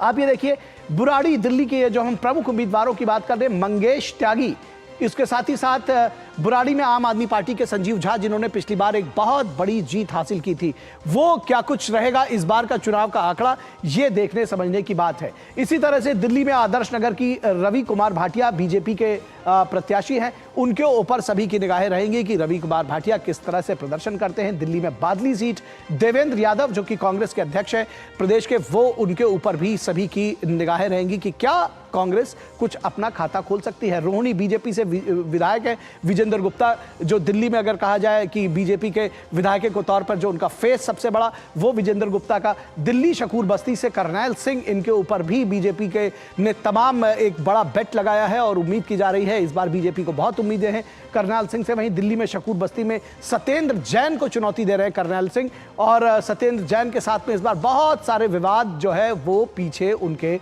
लगे रहे। वजीरपुर में रागिनी नायक, एक कांग्रेस का बड़ा चेहरा कहा जाएगा। कांग्रेस रागिनी नायक से उसको बहुत उम्मीदें हैं कि वजीरपुर की सीट पर क्या कांग्रेस कुछ अपना स्टैंड दिखा पाती है, क्या कुछ वोटर्स उनको चलते हैं। मटिया महल से आम आदमी पार्टी के मोहम्मद इकबाल, इस तरह से तमाम सीटें हम आपको बताएं कि ये जो सारा आंकड़ा है ये हम आपको इसके विषय में बताते रहेंगे, दिखाते रहेंगे। और पूरे दिन भर, दरअसल जिस तरह से अशोक श्रीवास्तव लगातार इस बात को कह रहे हैं कि दिल्ली की जो सीटें हैं वो महज 70 सीटें हैं और तमाम जगहों पर शायद लाख वोट तक ही है, तो ऐसे में जो चुनाव के नतीजे हैं वो जल्दी आ जाएंगे। दिल्ली का क्षेत्र छोटा है लेकिन उसके परिणाम बड़े होने जा रहे हैं। जी हाँ, बिल्कुल। और हम लोग लगातार आपको बता रहे हैं, इस वक्त जो है 7:57 हो चुके हैं जी, और महज 3 मिनट बाद वोटों की गिनती शुरू हो जाएगी।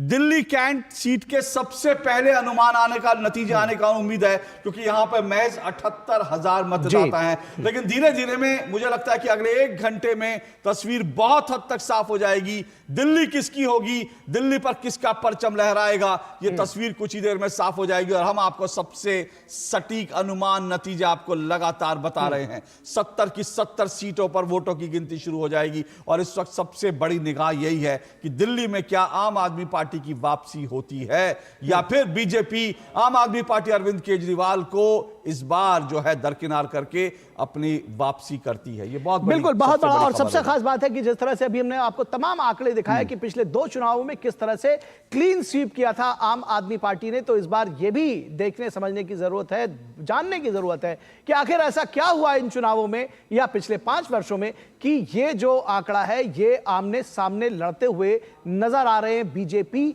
और आम आदमी पार्टी। साथ ही साथ यह भी देखना दिलचस्प होगा कि कांग्रेस क्या वो उसका दिल्ली में खाता खुल पाता है या नहीं, और यह भी देखना दिलचस्प होगा कि खाता खुले या ना खुले कितना वोट परसेंट उसका बढ़ पाता है, क्योंकि कांग्रेस के वोट परसेंट बढ़ने का असर इन चुनावों पर निश्चित तौर पर होने जा रहा है। अशोक जी, बहुत सारे सवाल हैं और जैसा हम आपको लगातार बता रहे हैं कि बस अब सिर्फ 2 मिनट बचे हैं। 2 मिनट बाद वोटों की गिनती शुरू होगी, दिल्ली की तस्वीर धीरे धीरे साफ होगी और दिल्ली में हम आपको लगातार जो एग्जिट पोल के बारे में बता रहे हैं, एग्जिट पोल लगातार दिखा रहे हैं कि बीजेपी की वापसी हो रही है। 27 साल बीजेपी की है, 27 साल बाद बीजेपी की वापसी हो रही है। ये एग्जिट पोल के जो परिणाम है दिखा रहे हैं, लेकिन क्या एग्जिट पोल के नतीजों के अनुमान के अनुसार ही क्या नतीजे आएंगे, ये इस वक्त का सबसे बड़ा सवाल है। और हमारे पास जो आंकड़े आएंगे उन आंकड़ों को हम बताएंगे। दिल्ली में तमाम मुद्दे हैं जिनकी हम लगातार बात कर रहे हैं। दिल्ली में शराब घोटाले से लेकर शीश महल से लेकर दिल्ली में बिजली पानी, यमुना की सफाई, दिल्ली में प्रदूषण, ये तमाम मुद्दे हैं जिन मुद्दों पर चुनाव लड़ा गया और जिस तरह से ये चुनाव चुनाव हमने देखा बार बार मुद्दे बदले जा रहे थे, लेकिन एक बात और बड़ी दिलचस्प रही इन चुनाव में कि एक मुद्दा दिल्ली में ऐसा नहीं है कि एक मुद्दे ने डोमिनेट किया। एक मुद्दा उठता था, फिर उसके बाद दूसरा मुद्दा उठता था, फिर एक मुद्दा गायब हो जाता था। दिल्ली में लगातार मुद्दे उठते रहे। आपने बिल्कुल ठीक कहा, और हर रोज लगभग होता रहा। ये रोज एक मुद्दा आता था और दूसरा मुद्दा, दूसरे दिन उस पर आरोप प्रत्यारोप होते होते कोई दूसरा मुद्दा आ जाता था और उस पर आरोप प्रत्यारोप फिर शुरू होते थे। बिल्कुल। तो जो तमाम बीजेपी के लोग ये कहते रहे कि आम आदमी पार्टी जो शूट एंड स्कूट की अपनी पॉलिटिक्स करते रहे, हिट एंड रन की पॉलिटिक्स करते रहे, वो ये देखिए। और इस वक्त की बड़ी खबर आपको बता दें, 8 बज चुके हैं। दिल्ली विधानसभा चुनाव की मतगणना का काम शुरू हो रहा है और कुछ ही देर में वोटों की गिनती शुरू, और सबसे पहले पोस्टल बैलेट की गिनती।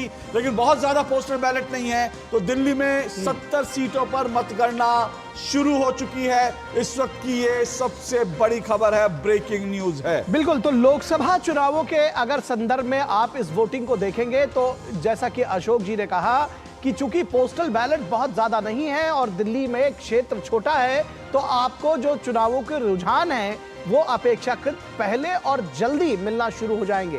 तो उम्मीद रखिए कि थोड़ी ही देर में कुछ रुझान भी आपको दिल्ली विधानसभा के चुनावों से मिलना शुरू हो सकते हैं, क्योंकि सभी 70 सीटों पर मतगणना की शुरुआत हो चुकी है। 8 बज गए हैं, सारा तैयारियां पूरी हो चुकी थी। 8 बजते ही जो काउंटिंग है वो शुरू हो चुकी है, और दिल थाम कर बैठिए कि इस बार दिल्ली किसकी होने वाली है। जी हाँ, दिल्ली किसकी होगी ये अब इसे कुछ ही देर में पता चल जाएगा। हमारे सामने जो है रुझान और नतीजे आने शुरू हो जाएंगे। 70 सीटें पोस्टल बैलेट की गिनती सबसे पहले होगी और उसके बाद जो है तमाम हमारे सामने रुझान और नतीजे सामने होंगे। 70 सीटों पर वोटों की गिनती, डीडी न्यूज़ पर सबसे सटीक और सबसे विश्वसनीय नतीजे हम आपको लगातार बताते रहेंगे, लगातार आपको बताएंगे। तो वोटों की गिनती का काम, मतगणना का काम शुरू हो गया दिल्ली में 70 सीटों पर, और इन 70 सीटों में सबसे बड़ी जो सीट है वो नई दिल्ली की सीट है, जहां से अरविंद केजरीवाल चुनाव लड़ रहे हैं। और अरविंद केजरीवाल को लेकर जो तमाम अनुमान आकलन लगाए जा रहे हैं वो ये कि क्या अरविंद केजरीवाल इस बार चुनाव जीत पाएंगे। इस बीच वीरेंद्र सचदेवा, दिल्ली बीजेपी के अध्यक्ष, उनका बड़ा बयान, उन्होंने कहा भ्रष्टाचार के खिलाफ फैसला होगा। अलका लांबा का बड़ा बयान, वो कह रही हैं कांग्रेस मजबूती से लड़ी। ये इस वक्त के बड़े बयान है। हरीश खुराना दिल्ली में लहराएगा भाजपा का परचम, ये पूर्व मुख्यमंत्री मदन लाल खुराना के बेटे हैं, उनका बड़ा बयान। आतिशी जो इस वक्त दिल्ली की मुख्यमंत्री हैं, उन्होंने उनका बड़ा बयान, जनता जो भी फैसला करेगी हमें स्वीकार होगा। ये इस वक्त के तमाम बड़े बयान हम आपको दिखा रहे हैं। दिल्ली में माहौल गरमाने लगा है और दिल्ली में वोटों की गिनती का काम शुरू हो गया है, तमाम बयानबाजी शुरू हो गई है। कुछ ही देर में नतीजे सामने होंगे। वीरेंद्र सचदेवा लगातार भ्रष्टाचार की बात कर रहे हैं। बीजेपी ने भ्रष्टाचार के साथ साथ जो है शीश महल का मुद्दा उठाया, बिजली पानी का मुद्दा उठाया। अलका लांबा कह रही है कांग्रेस मजबूती से लड़ी है, लेकिन कांग्रेस कितनी सीटें ले पाएगी इसको लेकर कांग्रेस का कोई भी नेता मुंह नहीं खोल रहा है। और हम आपको यह भी बता दें कि कांग्रेस के मुख्यालय यानी दिल्ली में जो कांग्रेस का दफ्तर था उसका दरवाजा भी नहीं खुला था। तो बड़ा सवाल यह है कि कांग्रेस का खाता खुलेगा या नहीं खुलेगा, यह इस वक्त का बड़ा सवाल है। राजेश राज के पास चलते सीधा दिल्ली में बीजेपी दफ्तर के बाहर राजेश हमारे संवाददाता खड़े हैं। राजेश राज, वोटों की गिनती शुरू हो गई है,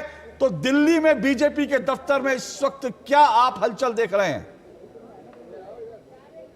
देखिए, दिल्ली बीजेपी के मुख्यालय पर हम अभी खड़े हैं और ये गहमा गहमी जो यहाँ पर दिखाई पड़ रही है उससे साफ दिखाई पड़ रहा है कि भारतीय जनता पार्टी कहीं ना कहीं 27 साल का जो उनका सूखा है उसको खत्म कर दिल्ली में वापसी की तैयारियों में जुटी हुई है। हमारे साथ दिल्ली बीजेपी के महासचिव विष्णु मित्तल हैं, जो कल से ही मीडिया की सुर्खियों में बने हुए हैं।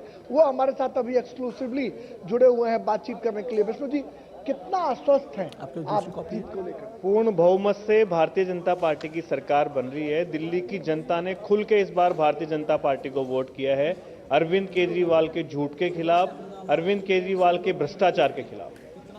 कल का जो एपिसोड था उसमें काफी आपने सुर्खियां बटोरी, आपने पत्र भी लिखा।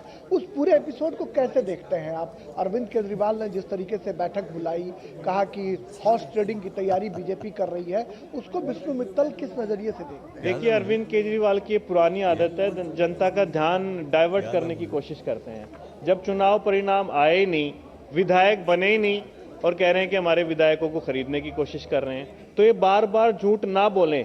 इसी के लिए हमने एसीबी से शिकायत की और ये प्रार्थना की कि इनके ऊपर कार्रवाई होनी चाहिए। अब माफी से काम नहीं चलेगा, स्टेटमेंट वापस लेने से काम नहीं चलेगा, इनके ऊपर कार्रवाई होनी चाहिए, क्योंकि ये इस तरीके के आरोप लगाते रहते हैं। जब जब इनमें हार का डर होता है, हताशा का माहौल होता है, ये इस तरीके के आरोप लगाते हैं। क्या लगता है कि ईमानदारी शुचिता की बात कर अरविंद केजरीवाल दिल्ली की सत्ता में आए और जनता का जो मापदंड है उस मापदंड पर वो खड़ा नहीं उतर पाए? देखिए, जो ईमानदार बन के आए थे पूरी तरीके से भ्रष्टाचार में डूब गए हैं। दिल्ली की जनता को पता है कि शराब घोटाला किस लेवल पे हुआ, जल बोर्ड घोटाला, ऐसा कौन सा काम है जिसमें भ्रष्टाचार ना किया हो। 11 साल कम नहीं होते हैं किसी व्यवस्था को बदलने के लिए दिल्ली की, लेकिन अरविंद केजरीवाल ने क्या दिया? गंदा पानी, पोल्यूशन, यमुना जी की कैसी हालत, डेवलपमेंट के नाम पे दिल्ली में कुछ नहीं हुआ 11 सालों में। उसी का जवाब दिल्ली की जनता अरविंद केजरीवाल को देने वाली है। क्या लगता है सबसे बड़ा प्राइम मुद्दा क्या रहा? भ्रष्टाचार, यमुना का पानी, या फिर जो झुग्गी झोपड़ियों के जो लोग थे, बिजली बिल, ये कौन से मुद्दे सबसे प्रभावी नजर आए? देखिए, भ्रष्टाचार बहुत बड़ा मुद्दा था। शीश महल बनवाया, जो कहते थे मैं ना गाड़ी लूंगा, ना बंगला लूंगा, ना सिक्योरिटी लूंगा। कैसे भूल सकती है दिल्ली की जनता? और किया क्या है आप खुद देखिए, दिल्ली देश की राजधानी है। 11 सालों में कितना पीछे दिल्ली पहुंच गई। दिल्ली के झुग्गी के लोग ऐसी स्थिति में जी रहे हैं, डूसिब के शौचालय में 100 लोगों को लाइन में लगना पड़ता है। गंदगी के वहां पे ढेर लगे हैं। एक बार हालत अरविंद केजरीवाल जी जाके देखें, उनको खुद पता लगेगा। देखिए, जो विष्णु मित्तल हैं, भारतीय जनता पार्टी के महासचिव हैं दिल्ली प्रदेश के, उनका साफ तौर पर कहना है कि दिल्ली जो है कूड़े कचरे के ढेर पर बैठी हुई है और जनता जो है अरविंद केजरीवाल से अब सवाल पूछ रही है कि आप जिस करप्शन के खिलाफ आप सियासत में आए, उसी करप्शन में आप डूब गए। और इसको भारतीय जनता पार्टी ने कहीं ना कहीं एक बड़ा प्राइम मुद्दा बनाने की कोशिश की। शीश महल का वीडियो जारी कर उन्होंने जनता के नब्ज को टटोलने की कोशिश की। यमुना के पानी के प्रदूषण का मुद्दा उठाकर कहीं ना कहीं जनता के साथ खुद को एसोसिएट करने की कोशिश की। और अपने जो उनके पुराने मुख्यमंत्री रहे हैं, जिनका कार्यकाल सफल रहा है, मदन लाल खुराना या साहेब सिंह वर्मा की बात करें, उन मुख्यमंत्रियों के कार्यकाल में जो काम किए गए उसका जिक्र भी भारतीय जनता पार्टी ने बखूबी करने की कोशिश की। और प्रधानमंत्री नरेंद्र मोदी के नेतृत्व में जो केंद्र की सरकार चल रही है, उस सेंटर की तमाम योजनाओं को जनता के बीच ले जाकर जनता से बीजेपी ने यह वायदा किया है कि अगर दिल्ली में वो सत्ता में लौटने का मौका अगर उन्हें मिलता है तो वो एक स्वच्छ प्रशासन देने की कोशिश करेंगे। जी शुक्रिया राजेश, हम आपके पास लगातार आएंगे, लेकिन इस वक्त हमारे साथ कई सारे मेहमान भी जुड़ चुके हैं स्टूडियो में। और जैसा हम आपको लगातार बता रहे हैं, 8 बज चुके हैं, वोटों की गिनती का काम शुरू हो गया। कुछ ही देर में आपके पास रुझान और नतीजे आपके पास लगातार आने शुरू हो जाएंगे। और हमारे साथ स्टूडियो में इस वक्त जो मेहमान जुड़े हैं, हमारे साथ अदिति टंडन जुड़ी हैं, वरिष्ठ पत्रकार अदिति टंडन जी हमारे साथ स्टूडियो में जुड़ चुकी हैं। अदिति जी को स्क्रीन पे दिखाइए प्लीज। और हमारे साथ चक्षु राय जुड़े हुए हैं, पीआरएस लेजिस्लेटिव के हैं चक्षु राय जी हमारे साथ जुड़े हुए हैं। राम गुप्ता जी, जरा दिखाइए गेस्ट को, मैं इंट्रोड्यूस करवा रहा हूं, जरा गेस्ट को दिखाइए। जी हाँ, जैसा मैंने कहा, अदिति टंडन हमारे साथ जुड़ी हुई हैं, वरिष्ठ पत्रकार है, चक्षु राय है पीआरएस लेजिस्लेटिव के। हमारे साथ राम गुप्ता जुड़े हुए हैं, आम आदमी पार्टी के जो प्रवक्ता हैं। और दुष्यंत नागर हमारे साथ जुड़े हैं, राजनीतिक विश्लेषक हैं, कांग्रेस पार्टी के समर्थक है। जल्दी जल्दी तमाम मेहमानों को दिखा दीजिए। और हालांकि आज का जो चुनाव है वो कुल मिलाकर चुनाव जो है बीजेपी और साथ साथ आम आदमी पार्टी के बीच है। लेकिन मैं आज की शुरुआत जो है दुष्यंत नागर आपसे कर देता हूं, क्योंकि अभी कांग्रेस के, इसलिए मैं कह रहा हूं, कांग्रेस के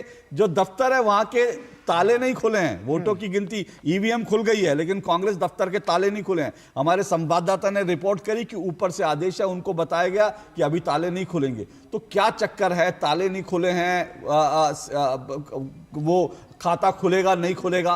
कांग्रेस किस पशुपेश में है दिल्ली में भाई? देखिए जी, खाता भी खुलेगा और ताला भी खुलेगा, और कांग्रेस यहाँ से एक नई शुरुआत भी करेगी। लेकिन बिल्कुल आपकी बात में सही है, कांग्रेस पार्टी ने जो आम आदमी पार्टी के साथ, जो सबसे बड़ी भ्रष्टाचारीवादी पार्टी निकली, उसके साथ जो लोकसभा में गठबंधन किया, उसका कहीं ना कहीं पार्टी को नुकसान हुआ, ये सच्चाई है। ये अनुमान कब हुआ कांग्रेस को कि भाई लोकसभा का परिणाम, लोकसभा चुनाव का परिणाम आते ही परिणाम आते पता चल गया, जब लोगों ने जीरो पे आउट कर दिया, जनता ने बता दिया। जनता से बड़ा जज तो कोई है नहीं जी, ठीक है। तो लेकिन यहाँ इस चुनाव से कांग्रेस ने नई शुरुआत करी है और कांग्रेस आगे बढ़ेगी। मतगणना का आज का दौर शुरू हो जाएगा, परिणाम आएंगे, खाता भी खुलेगा और अच्छी वोट परसेंटेज आएंगे। राम गुप्ता जी, सबसे बड़ी भ्रष्टाचारी पार्टी से कांग्रेस ने तो किनारा कर लिया, तो आप क्या कहेंगे? आप तो ईमानदारी का दाव भर कर आए थे, लेकिन इस चुनाव में मुझे लगता है, हम नतीजों पर भी बात करेंगे, एग्जिट पोल पर भी बात करेंगे, लेकिन इस वक्त मुझे लगता है सबसे बड़ी बात यह है कि कांग्रेस ने भी कह दिया है कि आम आदमी पार्टी भ्रष्ट पार्टी है, और जो एक छवि बना करके दिल्ली में राजनीति की शुरुआत की थी देश के लिए कि अरविंद केजरीवाल सबसे अलग है, आम आदमी पार्टी सबसे अलग है, इस चुनाव में उसको लगातार लग रहा है कि बहुत बड़ा डेंट पड़ रहा है। जी सबसे पहले अशोक जी, वहां पहला मैं थोड़ा सा टोकना चाहूंगा, पहला रुझान आ गया है बीजेपी के पक्ष में, 2 सीटें, पहला बल्कि 2 रुझान आ चुके हैं, 70 में से 2 बीजेपी के रुझानों में बीजेपी का खाता खुलता हुआ 2 नहीं बल्कि 3। जी हाँ, तो इस वक्त जो है ये शुरुआती रुझान है, पहला जो है ये कह सकते हैं कि ओपनिंग जो है बीजेपी की ओर से हो गई है, 3 सीटों पर बीजेपी ने बढ़त बना ली, और बीजेपी की 3 सीटें, आम आदमी पार्टी का 3 का नुकसान है, लेकिन ये बैलेट जो है फिलहाल पोस्टल बैलेट है, लेकिन बहुत जल्दी लगता है तस्वीर साफ होगी, लेकिन इस वक्त कह सकते हैं कि बीजेपी की शुभ शुरुआत जो है वो हो गई है। इस बार 3 सीटों पर बीजेपी ने पहले ही खाता खुलते ही, बैलेट बक्से खुलते ही बढ़त बना ली है। जी राम गुप्ता जी, जल्दी से। मैं सबसे पहले आपके डीडी न्यूज के सभी दर्शकों को आम आदमी पार्टी की तरफ से आज की जो रिजल्ट हैं उसको लेकर के मैं सबको शुभकामनाएं प्रेषित करता हूं, और हमारे जो सहयोगी मित्र हैं भारतीय जनता पार्टी का पक्ष रखने के लिए, कांग्रेस की तरफ पक्ष रखा जी, अच्छा सॉरी, कांग्रेस से जो पक्ष ये कर रहे हैं, मैं ये कहता हूं कि जो लोकसभा में जो गठबंधन हुआ था, इनका कंफ्यूजन दूर करता हूं, लोकसभा में हमने कांग्रेस के साथ गठबंधन नहीं किया था, इंडिया गठबंधन के साथ थे। इंडिया गठबंधन में मैक्सिमम जो भारतीय जनता पार्टी की राजनीतिक मंशा को हराने के लिए, जैसा कि उन्होंने हमारे देश का लोकतंत्र और हमारे देश के संविधान को तार-तार करने का काम लगातार पिछले 10 सालों से कर रही थी, उसको ध्यान में रखते हुए उस मुद्दे पर इंडिया गठबंधन का हिस्सा हुए थे। इंडिया गठबंधन पर एकाधिपत्य जो है कांग्रेस का कभी नहीं रहा और ना आगे रहेगा। मैं सिर्फ इतना कहना चाहता हूं हमारे जो सहयोगी मित्र हैं दुष्यंत नागर जी को, सुन लीजिए, मैं बीच में बोलने का आदी नहीं हूं।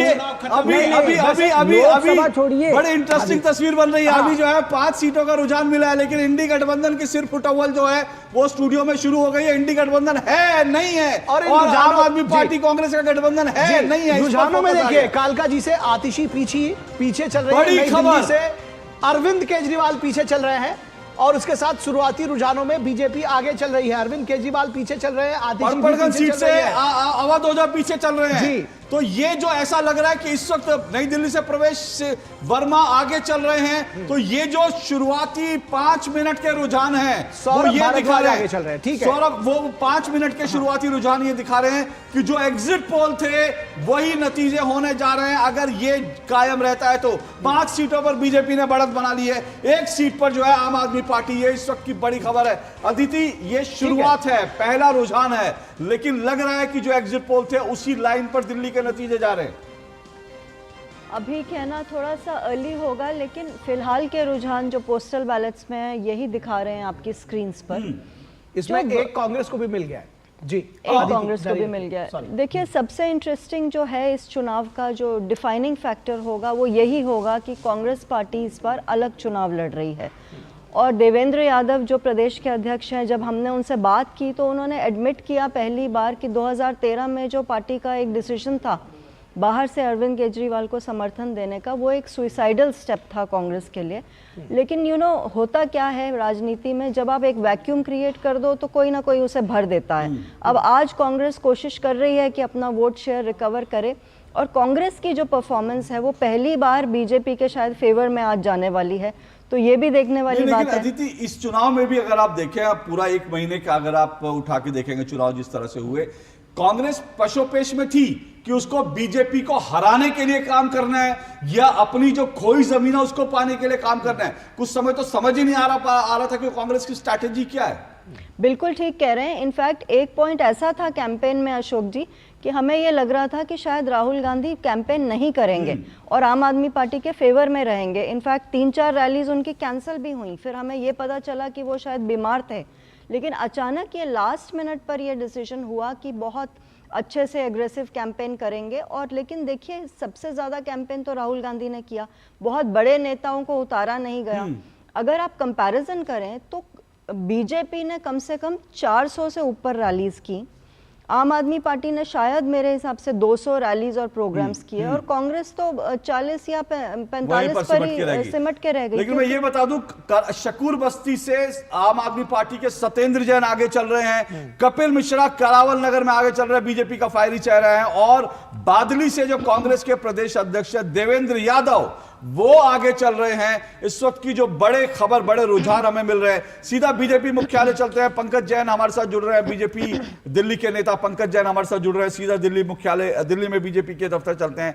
तो पंकज जी, आप अगर सुन पा रहे हैं तो 5 सीटों पर बीजेपी, 2 पर आम आदमी पार्टी, 1 पर कांग्रेस ने बढ़त बनाई है। शुरुआती रुझान, पंकज जैन क्या टिप्पणी आपकी पहली? अरविंद केजरीवाल पीछे चल रहा है, इस वक्त की जो बड़ी खबर है। डीडी न्यूज़ के सभी दर्शकों को मेरा नमस्कार, आपको भी मेरा नमस्कार। देखिए, दिल्ली की जनता मन बना चुकी है कि इस बार दिल्ली में भारतीय जनता पार्टी की सरकार आ रही है। पहले से ही निश्चित है, वोटिंग वाले दिन जनता के रुझानों को देख करके, जनता के उत्साह को देख करके ये लग गया है कि आम आदमी पार्टी की सरकार के भ्रष्टाचार और नाकामियों को देखते हुए इस बार दिल्ली में भारतीय जनता पार्टी की सरकार आ रही है। तो पंकज जैन कह रहे हैं भारतीय जनता पार्टी की सरकार आ रही है, लेकिन आप अभी के रुझान देखते हुए क्या कहेंगे पंकज जैन? कितनी सीटों पर बीजेपी को लगता है कि आप जीत सकते हैं? क्योंकि कुछ ही देर में आप जो दावा करेंगे वो दूध का दूध पानी का पानी हो जाएगा। पूर्ण बहुमत से भारतीय जनता पार्टी की दिल्ली में सरकार आ रही है।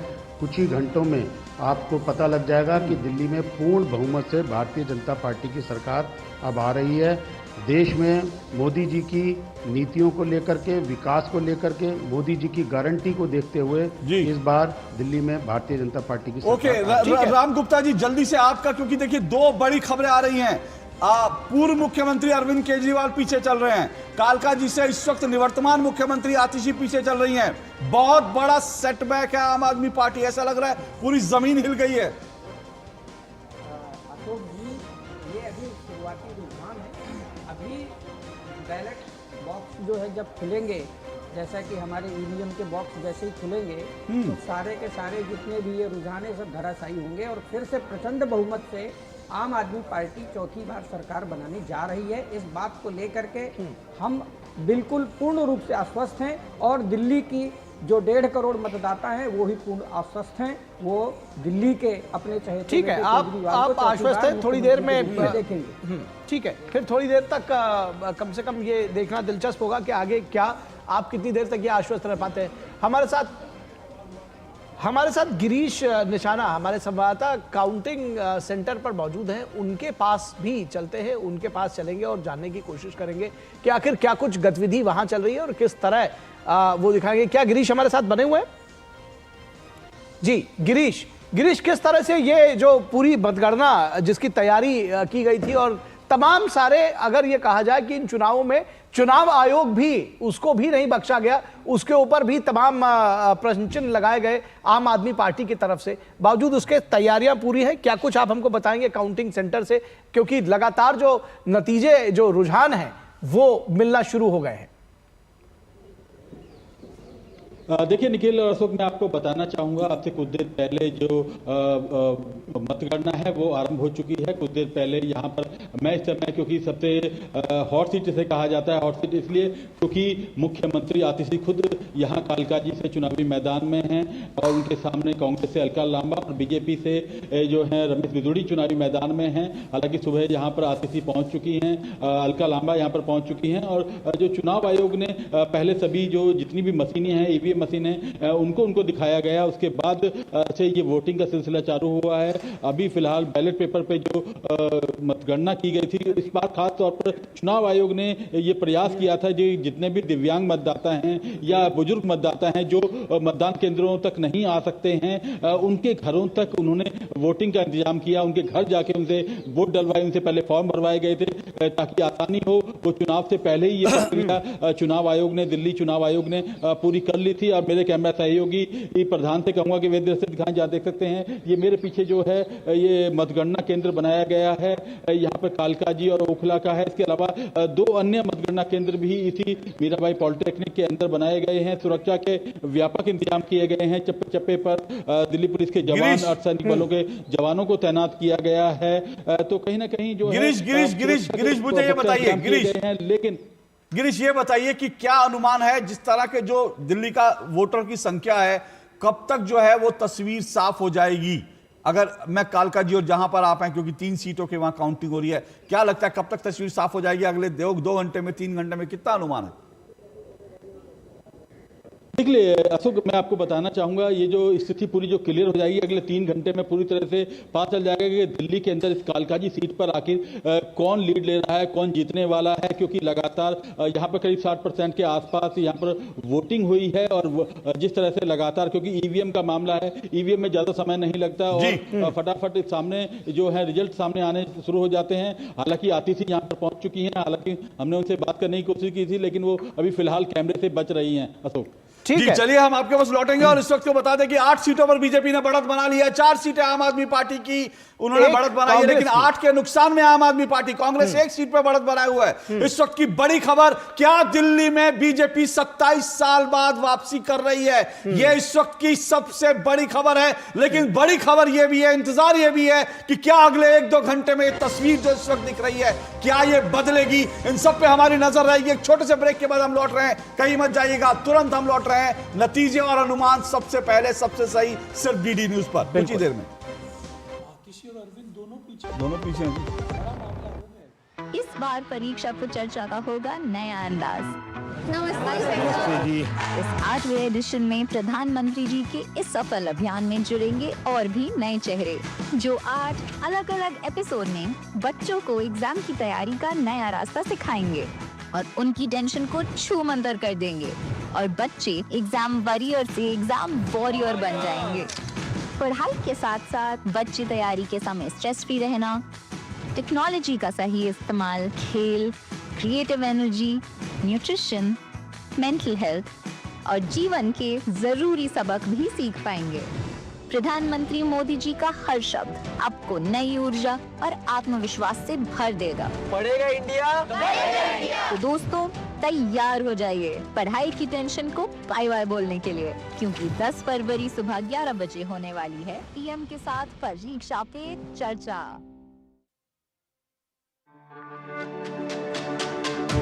मेरी पसंद, मेरी पसंद, मेरी पसंद, मेरी पसंद, हमारी पसंद, हम सबकी पसंद। मजबूत देश का मजबूत सरिया हो गया स्टील। कुछ पल नहीं दिशा दिखाएं, कुछ पल हिम्मत बढ़ाएं,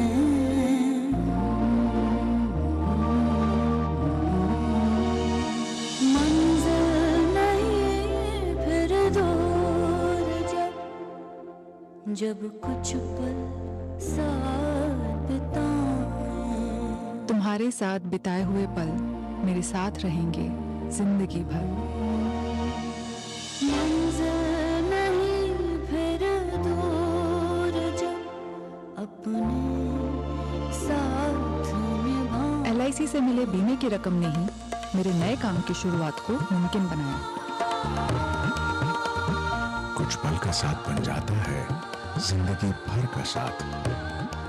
LIC, हर पल आपके साथ।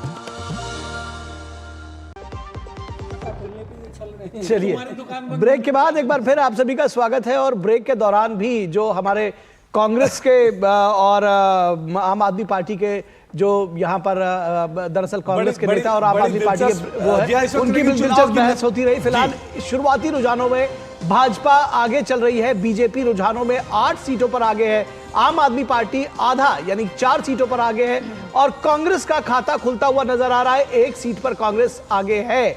ये एक तस्वीर फिलहाल बनती हुई नजर आ रही है और क्या यही तस्वीर आखिर तक जारी रहेगी, ये जानने का और समझने की दिलचस्पी सभी की है। बिल्कुल, जो इस वक्त की बड़ी खबर आ रही है नई दिल्ली से, अरविंद केजरीवाल पीछे चल रहे हैं। इस वक्त की सबसे बड़ी खबर है अरविंद केजरीवाल पीछे, आतिशी भी पीछे, मनीष सिसोदिया भी पीछे। जी, ये देखिए, ये जनता का फैसला है। वर्तमान मुख्यमंत्री, पूर्व मुख्यमंत्री और उप मुख्यमंत्री बिल्कुल तीनों पीछे हैं, और उसके बाद भी घमंड में फूले जा रहे हैं। कौन सा घमंड है? हमारा कोई घमंड नहीं है। शहूर बस्ती से आम आदमी पार्टी के सत्येंद्र जैन आगे हैं, जंगपुरा से बीजेपी के आ रहे आपके पास, जंगपुरा से बीजेपी के तरविंदर मारवा आगे चल रहे हैं। कालकाजी विधानसभा से रमेश विदोड़ी आगे हैं, मुख्यमंत्री जो है वो पीछे चल रही है। आतिशी से आगे चल रहे हैं। ग्रेटर कैलाश से आम आदमी पार्टी के सौरभ भारद्वाज आगे हैं। ग्रेटर कैलाश से आम आदमी पार्टी के सौरभ भारद्वाज आगे, तो ओखला से आम आदमी पार्टी के अमानुतुल्लाह भी आगे चल रहे हैं। बीजेपी 9 पर, आम आदमी पार्टी 5 पर आगे। तो इस वक्त जो है आप देख रहे हैं बीजेपी 9 सीटों पर हो गई है, आम आदमी पार्टी बीजेपी 10 पर आगे, बीजेपी पहुंच गई है, आम आदमी पार्टी 4, कांग्रेस 1 सीट पर बढ़त बनाया हुआ है। शुरुआती रुझानों में बीजेपी को क्लियर कट जो है वो बढ़त बनी हुई है। और इस वक्त की जो बड़ी खबर है वो अरविंद केजरीवाल, आतिशी और साथ साथ मनीष सिसोदिया पिछड़ते हुए दिख रहे हैं। चक्षु राय हमारे साथ हैं। चक्षु राय, ये जो आप देख रहे हैं, कुछ आपको कुछ बदली हुई तस्वीर, कुछ या आपको लग रहा है कि कुछ अनएक्सपेक्टेड लाइन पर जा रहा है ये फिलहाल रुझान? अशोक जी, रुझानों पर तो क्या मैं अभी टिप्पणी करूं, बट एक चीज़ मैं ज़रूर कहना चाहूँगा कि हम सभी काफ़ी हम लोग दिल्ली के मतदाता हैं स्टूडियो में, तो दिल्ली एक थोड़ा सा कॉम्प्लिकेटेड रहता है। कई बार तो ये देखना पड़ता है कि सड़क की चौड़ाई कितनी है, उससे मालूम पड़ता है कि ये केंद्र सरकार के अंदर आएगा, राज्य सरकार के अंदर आएगा, तो थोड़ी सी दिक्कत रहती है। बट एक अगर मैं ये कहूँ, जो मैं देखना चाहूँगा कि जिसकी भी सरकार आए आगे, तो पिछले 5 सालों में हम जब अपने प्रतिनिधियों को चुनकर भेजते हैं, तो हम ये देखना चाहते हैं कि वो विधानसभा में जाएंगे, वहाँ पर काम करेंगे। बट कुछ आंकड़े जो निकले हैं वो ये दिखाते हैं कि पिछले 5 सालों में जो दिल्ली की विधानसभा थी वो कुछ 74 दिन बैठी थी, और औसतन उन 74 दिनों में 3-3 घंटे के लिए बैठ रही थी। तो किसी भी पार्टी की सरकार आए, मेरे ख्याल से जो हम लोग एज वोटर जो देखना चाहेंगे वो ये देखना चाहेंगे कि हमारा जनता का प्रतिनिधि विधानसभा में जाए, और विधानसभा में वो हमारी आवाज़ को रखे और हमारी आवाज़ को बुलंद करे, सरकार पर अंकुश रखे, और दिल्ली को कैसे बेहतर कर सकते हैं राज्य रहने के लिए, लोगों के लिए जो यहाँ पर आते हैं। लेकिन जो आप कह रहे हैं कि 74 दिन जी, तो इतने दिन बैठी, लेकिन अगर मैं गलत नहीं हूं तो शायद 5 कुल मिलाकर जो है वो विधेयक जो है रखे काम नहीं हुआ, क्योंकि विशेष सत्र भी इसमें पारित होते रहे, जिसमें कई बार बहुत सारे आरोप बीजेपी वो शराब घोटाला हो जाता था, अरविंद केजरीवाल की गिरफ्तारी हो जाती, उसमें पूरे दिन के सत्र हो जाते थे। लेकिन दिल्ली विधानसभा में काम करने के लिए कभी कोई विशेष सत्र हुआ हो, ये दुष्यंत नगर जी? इसमें ये भी एक बहुत बड़ा कारण है कि केजरीवाल जी पूरे अपने कार्यकाल में जो हमारी संघीय व्यवस्था उससे लड़ते रहे, टकराते रहे, अपने आप को ये दिखाते रहे कि मुझे काम नहीं करने दिया जा रहा। दूसरी ओर वहीं शीला दीक्षित जी थी, वो भी अटल जी के समय में थी, उन्होंने कितना अच्छा रिलेशन बना के एक सरकार को चलाया और दिल्ली के विकास के परिपथ पे आगे लेके गई। एक मॉडल इनका है।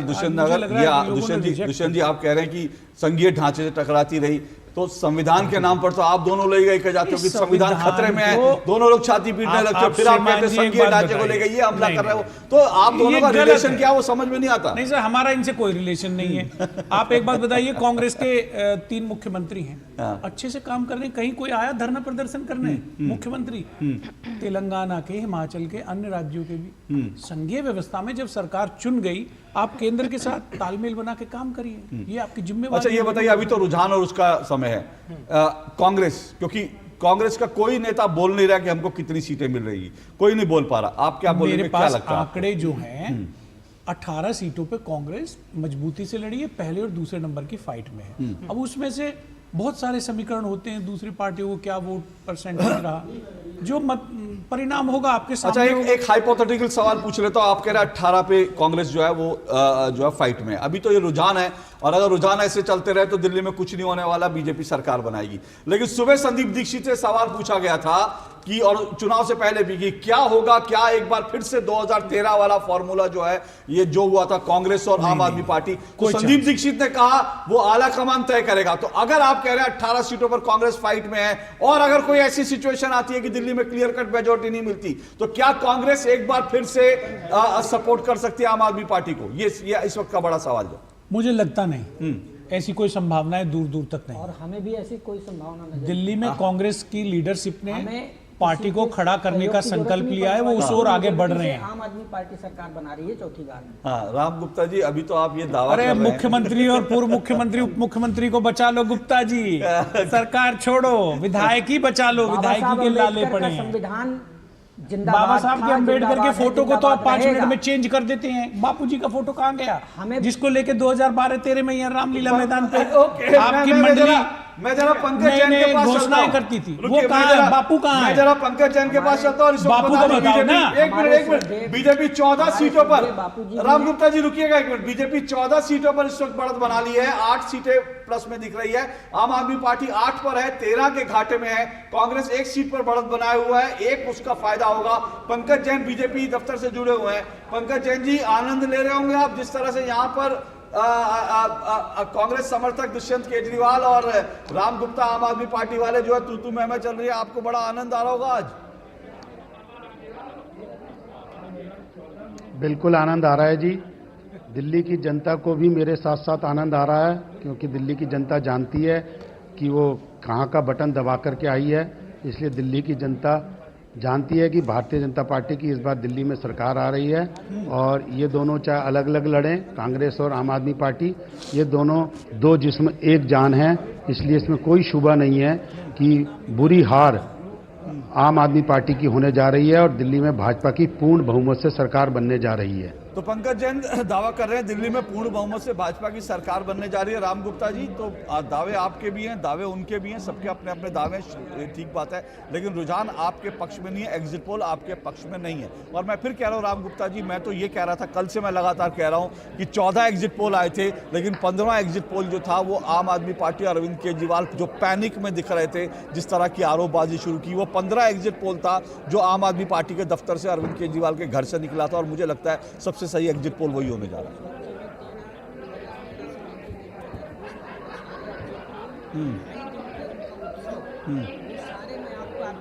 माध्यम से पूरे देश की जनता को याद दिलाना चाहिए। 2013 में हमें ये 8 सीटें दे रहे थे, आई 28 सीटें। 2015 में हमें ये दे रहे थे मात्र 30 सीटें के आसपास, और ये एग्जिट पोल वाले, और आई कितनी? रिकॉर्ड बहुमत, वो भी ऐतिहासिक बहुमत, 70 में से 67 सीटें आई हमें। इसके बाद 2020 में हमें जो है ये लोग कहीं पर भी नहीं छोड़ रहे थे, ऐसा कह रहे थे बस एंटी इनकम्बेंसी है, पूरी दिल्ली में जो है इनका राज आने वाला है। लेकिन अंत में क्या हुआ कि हमें जो है 70 में से 62 सीटें दी गई। आपके हक में थोड़ी सी बात कर लेता हूं। इस वक्त दिल्ली की रुझानों में तस्वीर जो है एकदम से पलटी है। 13 सीटों पर बीजेपी और 15 पर आम आदमी पार्टी। तो इस वक्त जो रुझान हमको दिख रहे हैं 13, 15, 1, तो इस वक्त की बड़ी खबर यह है कि क्या दिल्ली में कांटे की टक्कर है, जिसके बारे में शुरू से लोग कह रहे थे। क्या बीजेपी का जो स्वीप का अनुमान लगा रहे थे वो स्वीप नहीं है, बल्कि कांटे की टक्कर है? क्या ये इस वक्त के रुझान हमको दिखा रहे हैं? 14, 15। सीधा निखिल के पास चलते हैं। इस वक्त जो रुझान हमें मिल रहे हैं निखिल हमको बताएंगे। निखिल जी बिल्कुल, रुझान जैसा कि आपने बताया अशोक जी कि ये जो है बदलते हुए नजर आ रहे हैं। फिलहाल बीजेपी 1 सीट और बढ़ गई है, बीजेपी 14, आम आदमी पार्टी 15, और कांग्रेस का खाता खुलता हुआ नजर आ रहा है। रुझानों में 1 सीट कांग्रेस को मिल रही है। 30 सीटों के रुझान आ चुके हैं 70 में से, और उस पर ये अब बीजेपी और आम आदमी पार्टी 15-15 सीटों के साथ बराबरी की टक्कर पर दिख रही है, और कांग्रेस 1 सीट पर आगे बढ़ी है। यह दिल्ली विधानसभा चुनाव की हम सीटें आपको बता रहे हैं। बीजेपी 16, आम आदमी पार्टी 16 और कांग्रेस 1 सीट पर आगे बढ़ी है। ये जो तमाम सीटें हैं, नरेला से लेकर बुराड़ी और तिमारपुर से लेकर के मटियाला और नजफगढ़, हम ये सीटें आपको 70 सीटों के आंकड़े लगातार दिखा रहे हैं, और ये सभी 70 सीटों पर हम आपको दिखाएंगे। और ये जो ऑरेंज सीटें दरअसल दिख रही है, नारंगी, उस पर बीजेपी आगे दिख रही है। जो लाल है उस पर आम आदमी पार्टी आगे दिख रही है। बीजेपी ने फिलहाल एक बार फिर लीड बना ली है रुझानों में, और बीजेपी 17 सीटों पर आगे है, आम आदमी पार्टी 16 सीटों पर आगे है। उसको 16 सीटों का नुकसान है और बीजेपी को 15 सीटों का फायदा है। अब ये जो आंकड़ा है, बीजेपी 18, आम आदमी पार्टी 16 और कांग्रेस 1। कांग्रेस को एकमात्र सीट का फायदा हो रहा है, आम आदमी पार्टी को 16 सीटों का नुकसान है, जबकि बीजेपी को 15 सीट का फायदा है। और आप देख सकते हैं कि नरेला से, और आप देखेंगे कि ये जो जंगपुरा से और कालकाजी से, पटपड़गंज से, बदरपुर से, अंबेडकर नगर से, मालवीय नगर से, इन सीटों से इस वक्त आम आदमी पार्टी आगे चल रही है, जबकि देवली से, जब शाहदरा से, बाबरपुर से और मुस्तफाबाद से, इन सीटों से आम आदमी पार्टी आगे चल रही है। जो रेड है वहां पर इस वक्त बीजेपी आगे है। नरेला, बुराड़ी, बवाना, मंगोलपुरी से, बल्ली मारान से, मटिया महल से, मादीपुर से, यहां से आम आदमी पार्टी आगे है, जबकि बीजेपी 19 सीटों पर राजौरी गार्डन, द्वारका, पटेल नगर, मोती नगर, चांदनी चौक जैसी सीटों से, मुंडका से वो आगे चल रही है। ये जो आंकड़े आप देख रहे हैं, जो रेड कलर से दिख रही है, वो राजेंद्र नगर जो है, आरके पुरम, मालवीय नगर, अंबेडकर नगर, बदरपुर, इसके साथ ही साथ विश्वास नगर जो है, यहां पर बीजेपी आगे चल रही है। आम आदमी पार्टी देवली से और उसके साथ ही साथ शाहदरा से, बाबरपुर से, मुस्तफाबाद से आगे चल रही है। ये इन सीटों पर आप इन आंकड़ों को देख सकते हैं। बीजेपी 19 सीटों पर आगे चल रही है, साथ ही साथ आम आदमी पार्टी 17 सीटों पर आगे चल रही है। तो जो रुझान है उसमें नेक टू नेक अगर कहा जाए तो वो दिखाई पड़ रही है। बीजेपी को कम से कम 2 सीटों का फायदा है। बीजेपी बढ़कर 20 पर पहुंच गई है और आम आदमी पार्टी 18, कांग्रेस ज्यों का त्यों 1 पर उसका खाता खुलता हुआ नजर आ रहा है। जंगपुरा, कालकाजी, गांधीनगर, उसके साथ ही साथ बदरपुर, पटपड़गंज, मालवीय नगर, अंबेडकर नगर, आरके पुरम, राजेंद्र नगर, विश्वास नगर, करावल नगर, महरौली और नई दिल्ली सीट पर बीजेपी आगे बढ़ती हुई नजर आ रही है। जहां पर रेड जो दिखा रहे हैं, रुझानों में भाजपा और आम आदमी पार्टी में कड़ी टक्कर देखने को मिल रही है। 20 पर बीजेपी आगे तो 18 पर आम आदमी पार्टी। रुझानों में भाजपा 20 और आम आदमी पार्टी 18 सीटों पर आगे चल रही है। तो ये आप देख सकते हैं कि रुझानों में भाजपा और आम आदमी पार्टी पे कड़ी टक्कर है। रुझानों में बीजेपी 20 और आम आदमी पार्टी 18 सीटों पर आगे है, जबकि कांग्रेस 1 सीट पे आगे बनी हुई है। आप देख सकते हैं कांटे की टक्कर। कैलाश गहलोत बीजेपी से इस बार लड़ रहे हैं। सुरेंद्र भारद्वाज आम आदमी पार्टी से बिजवासन सीट पर, बुराड़ी सीट पर मंगेश त्यागी और आम आदमी पार्टी के संजीव झा, इनके बीच में कांटे की टक्कर है। इसी तरह से जो प्रमुख उम्मीदवारों की बात करें तो प्रवेश वर्मा जो है नई दिल्ली सीट से आम आदमी पार्टी के अरविंद केजरीवाल को चुनौती दे रहे हैं और प्रवेश वर्मा आगे चल रहे हैं। इस वक्त नई दिल्ली सीट से संदीप दीक्षित पीछे चल रहे हैं और इसी सीट पर जैसा कि हमने आपको दिखाया कि अरविंद केजरीवाल और संदीप दीक्षित पीछे चल रहे हैं, क्योंकि प्रवेश वर्मा, ये देखिए ये तस्वीर सबसे बड़ी है। अरविंद केजरीवाल आम आदमी पार्टी में नई दिल्ली सीट से पीछे चल रहे हैं। नई दिल्ली सीट से आम आदमी पार्टी के अरविंद केजरीवाल संयोजक पीछे चल रहे हैं। दिल्ली से, नई दिल्ली सीट से प्रवेश वर्मा आगे चल रहे हैं। तो ये बहुत इंटरेस्टिंग आंकड़ा है। नई दिल्ली सीट जिस पर सभी की निगाहें लगी हुई थी, वहां पर बीजेपी के प्रवेश वर्मा आगे चल रहे हैं। क्या वो इस बार रिकॉर्ड बनाएंगे, क्योंकि ऐसा कहा जा रहा है कि जो नई दिल्ली सीट जीतता है वही राज्य का मुख्यमंत्री बनता है। पिछले कम से कम 6 बार से ये देखा जा रहा है। और ये देखिए ये आंकड़े, बीजेपी 24 सीटों के साथ आगे चल रही है रुझानों में, आम आदमी पार्टी 16 सीटों के साथ और कांग्रेस 1 सीटों के साथ। तो एक सब्सटैंशियल मार्जिन जो है वो बीजेपी ने बना रखा है 16 और 24 के अंतर से। ये अंतर लगातार बढ़ता जा रहा है। 24 सीटें बीजेपी आगे है रुझानों में, जबकि आम आदमी पार्टी 16 सीटों पर, कांग्रेस ज्यों का त्यों 1 पर बनी हुई है। रुझानों में भाजपा और आम आदमी पार्टी में कड़ी टक्कर देखने को मिल रही है। फिलहाल एक सब्सटैंशियल लीड लेते हुए दिखाई दे रही है बीजेपी। आम आदमी पार्टी की अपेक्षा 16 सीटों पर आम आदमी पार्टी, तो बीजेपी 24 सीटों पर आगे है। तो रुझानों में भाजपा और आम आदमी पार्टी कड़ी टक्कर देखने को मिल रही है। रुझानों में भाजपा 24 और आम आदमी पार्टी 16 सीटों पर आगे चल रही है। ये बड़ी खबर इस वक्त दिल्ली की काउंटिंग से आ रहे हैं। तो सीधे चलेंगे अशोक जी के पास। तो इस वक्त की बड़ी खबर, रुझानों में बीजेपी 24 सीटों पर और आम आदमी पार्टी 16 सीटों पर आगे है। दिल्ली में लग रहा है कि जो टक्कर है वो जरूर कांटे की है, लेकिन बीजेपी ने बढ़त बना ली है। एक बार समय ऐसा जरूर आया था जब वोटों की गिनती शुरू हुई कि आम आदमी पार्टी आगे थी, लेकिन इस वक्त बीजेपी ने फिर से अपनी जो है पकड़ वहां बना ली है। बीजेपी 24 सीटों पर आगे चल रही है। अदिति टंडन क्या कहेंगी, ये हमारे सामने जो रुझान आ रहे हैं, आपको लगता है कि इसमें कोई बहुत बड़ा फेरबदल होगा या इसी ट्रेंड पर इस तरह से नतीजे जाएंगे? देखिए, कल का एक इंडिकेटर, मैं राम गुप्ता जी से भी बात कर रही थी, जो महिला वोट मार्जिनली बेटर हुआ है पिछले इलेक्शन से, वो डिसाइसिव फैक्टर प्ले करेगा दिल्ली की राजनीति में, क्योंकि अशोक जी आप भी जानते हैं कि करीब 15 सीटें यहाँ ऐसी रही थी पिछली बार जहाँ मार्जिन्स बहुत ही स्लिम थे। दूसरा, हम देख रहे हैं कि कांग्रेस की प्रेजेंस की वजह से थोड़ा सा वोट तो कटने वाला है आम आदमी पार्टी का।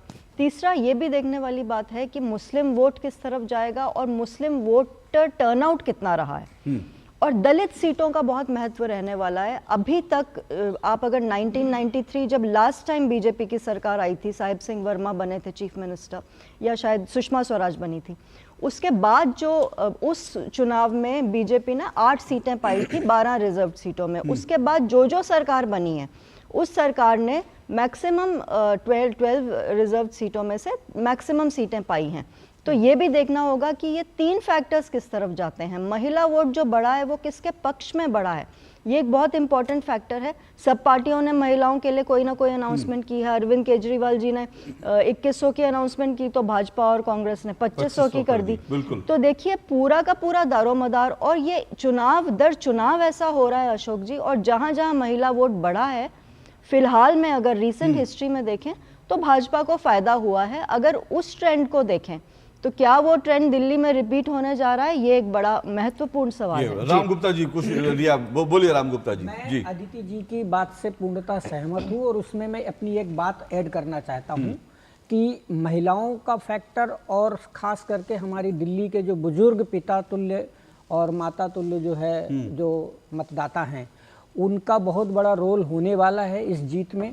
और सबसे बड़ी बात यह है कि विश्वास वाला जो आम आदमी पार्टी की जीत में निर्णायक भूमिका निभाने वाली है, और इसमें सबसे बड़ा फैक्टर आने वाला है विश्वास का, कि हमारी माताओं बहनों को किस राजनीतिक पार्टी पर विश्वास है, और पिछले 10 सालों में जो जिसने कहा वो उसने डिलीवर किया। आप जब विश्वास की बात करते हैं, दिल्ली में आप कहते हैं 1000 वो पैसे नहीं देते, उसके बाद आप घोषणा कर देते हैं 2100 के। पंजाब में आपने कहा कि दे देंगे 1000 रुपए देंगे, और उसके बाद अब अरविंद केजरीवाल बैठकर कहते हैं कि भाई हमने तो कहा 5 साल में दे देंगे। आप वादा करते हैं तो मतलब चुनाव जब घोषित हो जाएगा पंजाब का, उसके 6 महीने पहले 1000 दे देंगे कि हमने वादा पूरा कर दिया। कैसे जनता का विश्वास जीतेंगे क्या आप? जी अशोक, ये तो जनता का विश्वास, ये जनता से विश्वासघात होता है। मैं सिलसिलेवार, अगर मौका देंगे तो मैं सिलसिलेवार आपको जवाब दे देता हूं। नहीं, आपने आरोप लगाया है, ये आरोप नहीं, ये तो फैक्ट बता रहा हूं ना। क्या आपने पंजाब में दे दिए? कितना समय हो सरकार हो आपकी आए हुए बताइए। हमने जो है जब 2013 में 49 दिन की सरकार बनाई थी, तब भी हमने जो वादा किया था, सर मैंने महिलाओं की बात करी, मैंने आपसे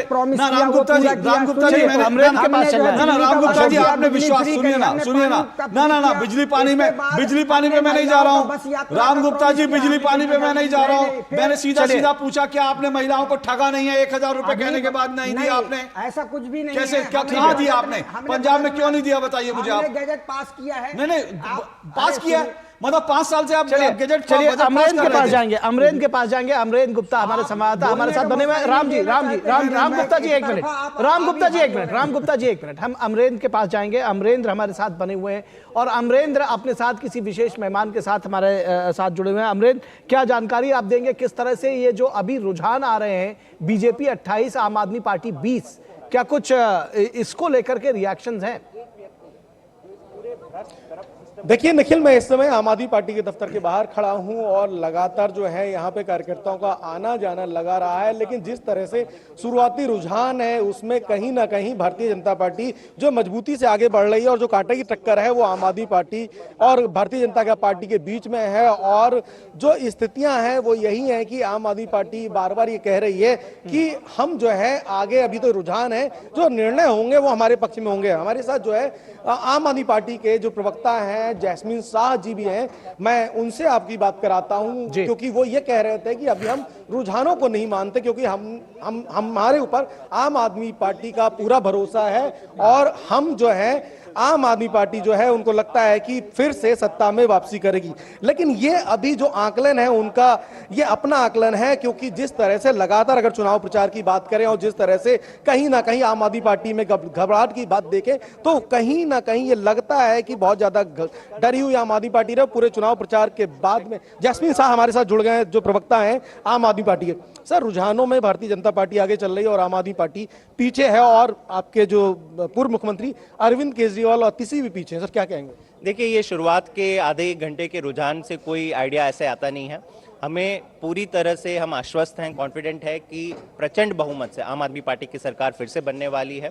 और ये इसलिए क्योंकि ये कोई आम चुनाव नहीं था। दिल्ली की जनता और देश की जनता ने देखा कि ये लड़ाई आम आदमी पार्टी बनाम एक सिस्टम था, और इस सिस्टम में बीजेपी के साथ साथ कांग्रेस, ईडी, सीबीआई, चुनाव आयोग, दिल्ली पुलिस, ये तमाम शक्तियां एक साथ मिल गई। तो दिल्ली की जनता ने देखा कि इस पूरे भ्रष्ट सिस्टम के सामने अगर कोई भी व्यक्ति खड़ा रह सकता है वो केवल अरविंद केजरीवाल है, और वही है जो केवल हमने हमारे हक की लड़ाई लड़ सकता है, किसी और की लड़ाई नहीं। जैस्मिन जी, कल की जो घटना है, जिस तरह से एसीबी आपके घर तक आई और जिस तरह की शिकायत थी कि आपने 15 करोड़ रुपए ऑफर हुए थे, उसके बाद कहीं घबराहट है या किसी तरह की कोई चिंता? घबराहट हमें नहीं है। घबराहट तो उस पार्टी को होगी ना जो लोगों को खरीदते हुए फिर रही है। 15-15 करोड़ अगर हमारे लोगों को कॉल आ रहे हैं, मतलब इसका साफ है कि सरकार तो आम आदमी पार्टी की बन रही है। इसलिए